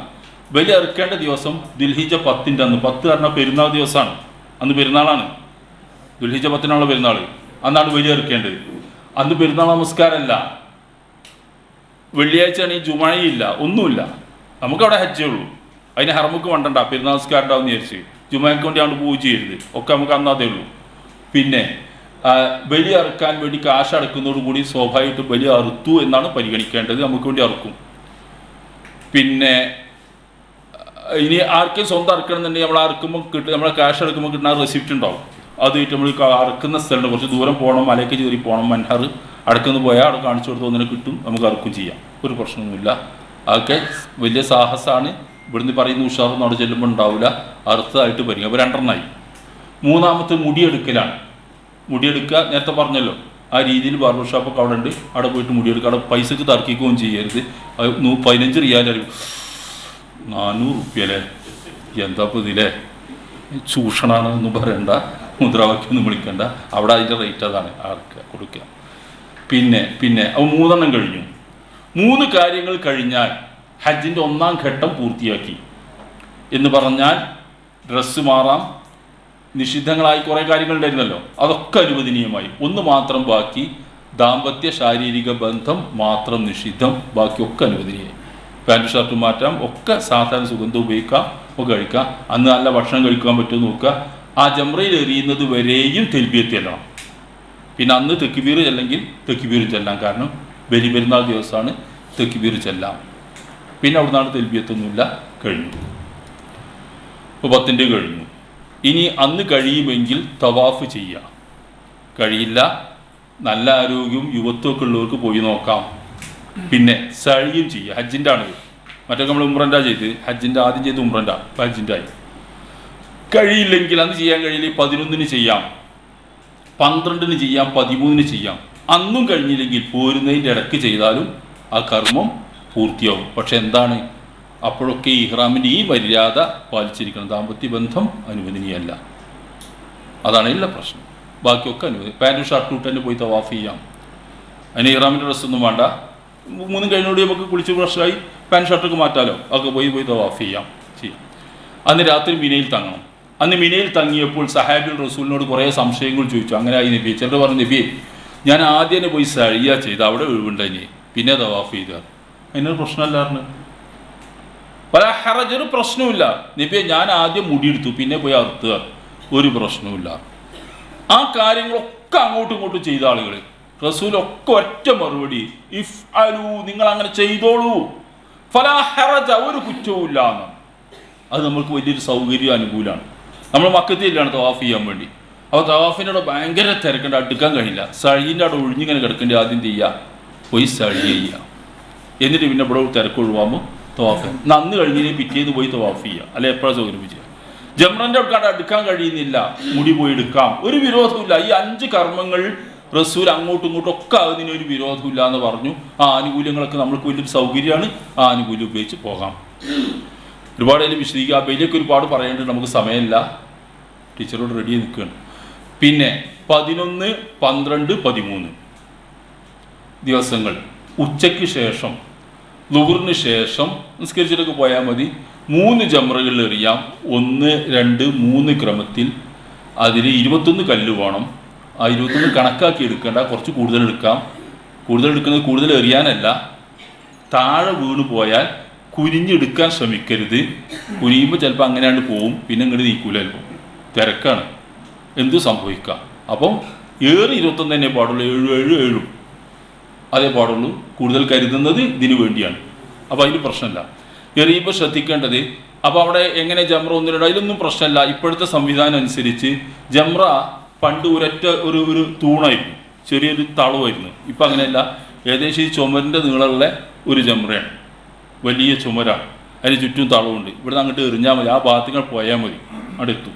അല്ല അതിന് സൂത്രം പിടിച്ച് എണ്ണും കൂടെ ഒന്നും വേണ്ട. പിന്നെ ബിസ്മില്ലാഹി അല്ലാഹു അക്ബർ എന്ന് പറഞ്ഞിട്ടാണ് എറിയേണ്ടത്. അത് എറിയുന്നത് അള്ളാഹുവിൻ്റെ റസൂൽ അങ്ങനെയാണ് അങ്ങനെ എറിഞ്ഞാൽ മതി. അത് ചെകുത്താനാന്ന് വിചാരിച്ച് എറിയാൻ നിൽക്കണ്ട, ചെകുത്താനല്ലത്, അത് വെറുതെ ചുമരാ, കല്ലുണ്ടാക്കി വെച്ചതാണ്. പണ്ട് ചെറിയ ചെകുത്താനായി, ഇനിയിപ്പോൾ വലിയ ചെകുത്താനായി എന്നാ പറയുന്നത്. കാരണം തൂണൊക്കെ മാറി ചുമരായി. ചെകുത്താനല്ല. അള്ളാഹുവിൻ്റെ റസൂൽ അതിനെ പറ്റി പറഞ്ഞത് ലീഖാമത്തി ദിക്രില്ല, ഈ ജംറയിൽ ഏറും മറ്റൊക്കെ നിശ്ചയിച്ചിട്ടുള്ളത് അള്ളാഹുവിൻ്റെ സ്മരണ നിലനിർത്താൻ വേണ്ടിയാണ് എന്നാ. അതുകൊണ്ട് ബിസ്മില്ലാ പറഞ്ഞിട്ട് എറിഞ്ഞാൽ മതി, ഇത്രേ ഉള്ളൂ. അതിന് വേറൊന്നുമില്ല. അതിമ തട്ടി ഇങ്ങോട്ട് തിരിച്ചു ഒന്നും പറയണ്ട. അതിന് 1 മിനിറ്റാണ് ഏറി വന്നാൽ വേണ്ടി ഒരു 7 കല്ലെറിയാം. അപ്പോൾ നല്ല തിരക്കണ്ടി അവിടെ നിൽക്കുക, മുന്നിൽ ആൾ എറിഞ്ഞ് അങ്ങോട്ട് പോകും, നമ്മൾ സ്വാഭാവികമായിട്ട് മുന്നിലേക്ക് വരും, എറിയുക. തിരക്കി പോകാൻ നിന്നാൽ തിരക്കാവും ചെയ്യും, എറിയുക. 1ാമത്തെ ജംറയിൽ എറിഞ്ഞ് വലത്ത് ഭാഗത്തേക്ക് മുന്നോട്ട് നീങ്ങി കിബിലയിലേക്ക് തിരിഞ്ഞ് കുറച്ചു നേരം നിന്ന് പ്രാർത്ഥിക്കുക. 2ാമത്തേൽ എറിഞ്ഞ് ഇടത് ഭാഗത്തേക്ക് മുന്നോട്ട് നീങ്ങി കിബിലയിലേക്ക് തിരിഞ്ഞ് പ്രാർത്ഥിക്കുക. 3ാമത്തതിൽ എറിഞ്ഞ് പ്രാർത്ഥിക്കാതിരിക്കുക. കാരണം റസൂൽ പ്രാർത്ഥിച്ചിട്ടില്ല. പിന്നെ അവിടെ എക്സിറ്റ് ഇങ്ങനെ പുറത്തേക്ക് ഇങ്ങനെ വഴി ഇങ്ങനെ കാണും, നമുക്ക് ആ വഴിക്ക് ഇങ്ങനെ പുറത്തിറങ്ങിയാൽ നമ്മുടെ ടെൻറ്റിക്ക് തന്നെ എത്തും. അതെന്താ പറയുന്നല്ലോ, ഇപ്പോൾ ജംറ ഒരു നില ഗ്രൗണ്ട് ഫ്ലോർ ഉണ്ട്, 3, 4 റൂഫിലടക്കമുണ്ട്, ഇങ്ങനെ എറിയാനുള്ള സ്ഥലങ്ങളുണ്ട്. ഇപ്പോൾ പഴയ പോലെയല്ല, ഒക്കെ സൗകര്യപ്പെടുത്തും. അപ്പോൾ ഒരു ടെൻറ്റിൽ താമസിക്കുന്ന ആൾക്ക്, ഒരു ഏരിയയിൽ താമസിക്കുന്ന ആൾക്ക് ഒരു വഴിയേ ഉണ്ടാവുള്ളൂ. ആ വഴിക്ക് അവർക്ക് പോകാൻ കഴിയും. അവരെന്നും 2ാം നിലയ്ക്ക് എത്തുന്ന വെച്ചാൽ എന്നും 2ാം നിലയ്ക്ക് എത്തുള്ളൂ. നാളെ എനിക്ക് 1ാം നിലയിൽ എറിയണം എന്ന് പറഞ്ഞാൽ പറ്റൂല, പോകാൻ കഴിയില്ല. അപ്പോൾ അതുകൊണ്ട് തിരക്കുണ്ടാവില്ല. ആ വഴിക്ക് പോയിട്ട് എറിഞ്ഞിട്ട് അവർ എക്സിറ്റ് കാണിക്കുന്ന വഴിക്ക് ഇങ്ങനെ തിരിച്ചു പോന്നാൽ നമ്മൾ ടെൻറ്റിക്ക് എത്തും. അങ്ങനെ 11 എറിയുക, 12 എറിയുക, 13 എറിയുക. 12 അന്ന് തിരിച്ചു പോരണമെന്ന് ഒരാൾക്ക് തോന്നുന്നുണ്ടെങ്കിൽ ഫമൻ തഅജ്ജല ഫീ യൗമൈനി ഫലാ ഇസ്മ അലൈഹി, 2 ദിവസം കൊണ്ട് അവസാനിപ്പിച്ച് പോരണം തീരുമാനം ഉണ്ടെങ്കിൽ അയാൾക്ക് നിർത്തി പോരാം, അതിന് കുറ്റമൊന്നുമില്ല. അപ്പോൾ 3ാമത്തൊക്കെ ചെയ്യേണ്ട, 2ാമത്തേയും അവസാനിപ്പിച്ച് മഗ്‌രിബിന് മുമ്പായിട്ട് അവിടെ നിന്ന് പോന്നാൽ മതി. പിന്നെ അങ്ങനെ പോരുന്നവരുണ്ടാവും, നമ്മളെ കട നിൽക്കും. നമ്മൾ 4 ദിവസത്തിന് ഒരുങ്ങി പോയതാണല്ലോ. ഈ വലിയ ബിസിനസ്സുകാരൊക്കെ ഉണ്ടാവും, ഗൾഫ് കൺട്രീസിൽ യൂറോപ്യൻ കൺട്രീസിൽ നിന്നൊക്കെ വരുന്നത്. അവർക്ക് തിരക്കായിരിക്കും, അവർക്ക് അത്യാവശ്യമായിട്ട് പോകേണ്ടുണ്ടാവും. അപ്പോൾ അവർ അതിൻ്റെ അത്യാവശ്യ കർമ്മങ്ങൾക്ക് നിർവഹിച്ചവർ പോകും. അങ്ങനെ 13 അന്ന് തിരക്കൊന്നും ഉണ്ടാവില്ല. അന്ന് നമ്മൾ എറിഞ്ഞൊക്കെ സാവകാശത്തിൽ റൂമിലേക്ക് തിരിച്ചു പോകുന്നു. റൂമിലേക്ക് തിരിച്ചു പോന്നാൽ സാധാരണ മട്ടിലാണ് നമ്മൾ ഉണ്ടാവുക, ഡ്രസ്സൊക്കെ ഒരു പ്രശ്നവുമില്ല. ഇനി അവിടെ ചെന്നിട്ട് നമ്മൾ പിന്നുള്ള പ്രശ്നം എപ്പോഴാണ് ഫ്ലൈറ്റിൻ്റെ ഷെഡ്യൂൾ നാട്ടിൽ പോകാമെന്നാണ്. അതിന് കാത്തിരിക്കുന്നതിൻ്റെ ഇടയിൽ ചിലക്ക് പിറ്റേന്നൊക്കെ ഇങ്ങുണ്ടാവും. അവിടെ ബാക്കി നിൽക്കുന്നത് ഹജ്ജിൻ്റെ തവാഫും സഴി നേരത്തെ ചെയ്തിട്ടില്ലെങ്കിൽ ഇപ്പോൾ ആ സമയത്ത് പോയി സൗകര്യം പോലെ നീട്ടി വെക്കരുത്, അല്ലാതെ വേഗം ചെയ്യാൻ കാലാവസ്ഥ സൗകര്യമുണ്ട്, പക്ഷേ ഏറ്റവും നേരത്തെ ചെയ്യാം. എല്ലാം തീരുമാനിച്ച് തിരിച്ചു പോകാനായാൽ തവാഫിൽ വിദാ നടത്തണം. വിടവാങ്ങൽ തവാഫ് ഹജ്ജിൻ്റെ കർമ്മമാണ്, അതെല്ലാവരും ചെയ്തിരിക്കണം. അതെപ്പോഴാണ് ചെയ്യേണ്ടത്? നമ്മൾ ഫ്ലൈറ്റിൻ്റെ സമയമൊക്കെ അറിയുമല്ലോ, അതിനനുസരിച്ച് കുറച്ച് മുമ്പ് ചെയ്യും. നേരെ അപ്പം പോയി ചെയ്യാന്നല്ല, അത് കഴിയില്ല. രാവിലെയാണ് ഫ്ലൈറ്റ്, തന്നെ രാത്രി കിടക്കുന്നതിൻ്റെ മുമ്പ് പോയിട്ട് അല്ല പോകുന്നതിൻ്റെ മുമ്പ് പോയി ചെയ്ത് പോരുക. ഉച്ചക്കാണെന്നാൽ സുബഹിസ്കരിക്കാൻ മുമ്പ് ചെയ്ത് പോരുക. എന്നിട്ട് പിന്നെ എന്ത് ചെയ്യാൻ പാടില്ല, പിറ്റേന്ന് കൂടി തങ്ങി പോകാമെന്ന് വിചാരിച്ചാൽ വീണ്ടും തവാഫ് ചെയ്യേണ്ടി വരും. അവസാനത്തെ കർമ്മം തവാഫിൽ വിദാകണം. എന്നാൽ തവാഫ് വിദാ ഒക്കെ ചെയ്തു, നമ്മളെ ബസ് ജിദ്ദയ്ക്ക് പോകാനുള്ള എയർപോർട്ടിൽ പോകാനുള്ള ബസ് കുറച്ച് ലേറ്റായി, അപ്പോൾ കാത്തുന്നതിന് പ്രശ്നമൊന്നുമില്ല. അല്ലെങ്കിൽ ഒരു സുഹൃത്ത് വരാൻ കുറച്ച് കാത്തുന്നതിന് പ്രശ്നമൊന്നുമില്ല. നമ്മൾ തീരുമാനം അനുസരിച്ച് പോകണം. നിൽക്കാൻ തീരുമാനിച്ചാൽ പിന്നെയും ചെയ്യേണ്ടി വരുമെന്ന് മാത്രം. എല്ലാവർക്കും ഇത് നിർബന്ധമാണ്, ചെയ്തിരിക്കണം. ഒഴിവുള്ളവർ സ്ത്രീകൾ അവരുടെ മെൻസസ് മാസമുറയുടെ സമയമാണെങ്കിൽ അവർക്ക് തവാഫുൽ വിദാ റസൂൽ അളവ് ചെയ്ത് കൊടുത്തിട്ടുണ്ട്. ബാക്കിയുള്ളവരൊക്കെ ചെയ്തിരിക്കണം. അതോടുകൂടി ഹജ്ജ് കഴിഞ്ഞു. തവാഫുൽ വിദാ തിരിച്ച് സാധാരണ പൂര പള്ളിയിൽ നിന്ന് ഇറങ്ങി പോകുന്നവർ പോവുക, നല്ല പ്രാർത്ഥനയോടുകൂടി തിരിച്ചു പോവുക, നാട്ടിലേക്ക് തിരിച്ചു പോവുക. ഇത്രേ ഹജ്ജിൻ്റെ കർമ്മങ്ങളുള്ളൂ. നിങ്ങളൊരു വസിയത്ത് നിങ്ങൾ പ്രാർത്ഥിക്കുമ്പം എല്ലാവർക്കും വേണ്ടി പ്രാർത്ഥിക്കുക. ഇത് സംഘടിപ്പിക്കുകയോ ക്ലാസ്സുകൾക്കൊക്കെ വേണ്ടി നിങ്ങളെ പ്രാർത്ഥന മറക്കരുത്. ഇനി നിങ്ങൾക്ക് ഒരുപാട് സംശയങ്ങൾ ഉണ്ടാവും, അതൊന്നും ചോദിക്കാനുള്ള ഒരു സമയവും ബാക്കിയില്ലാത്ത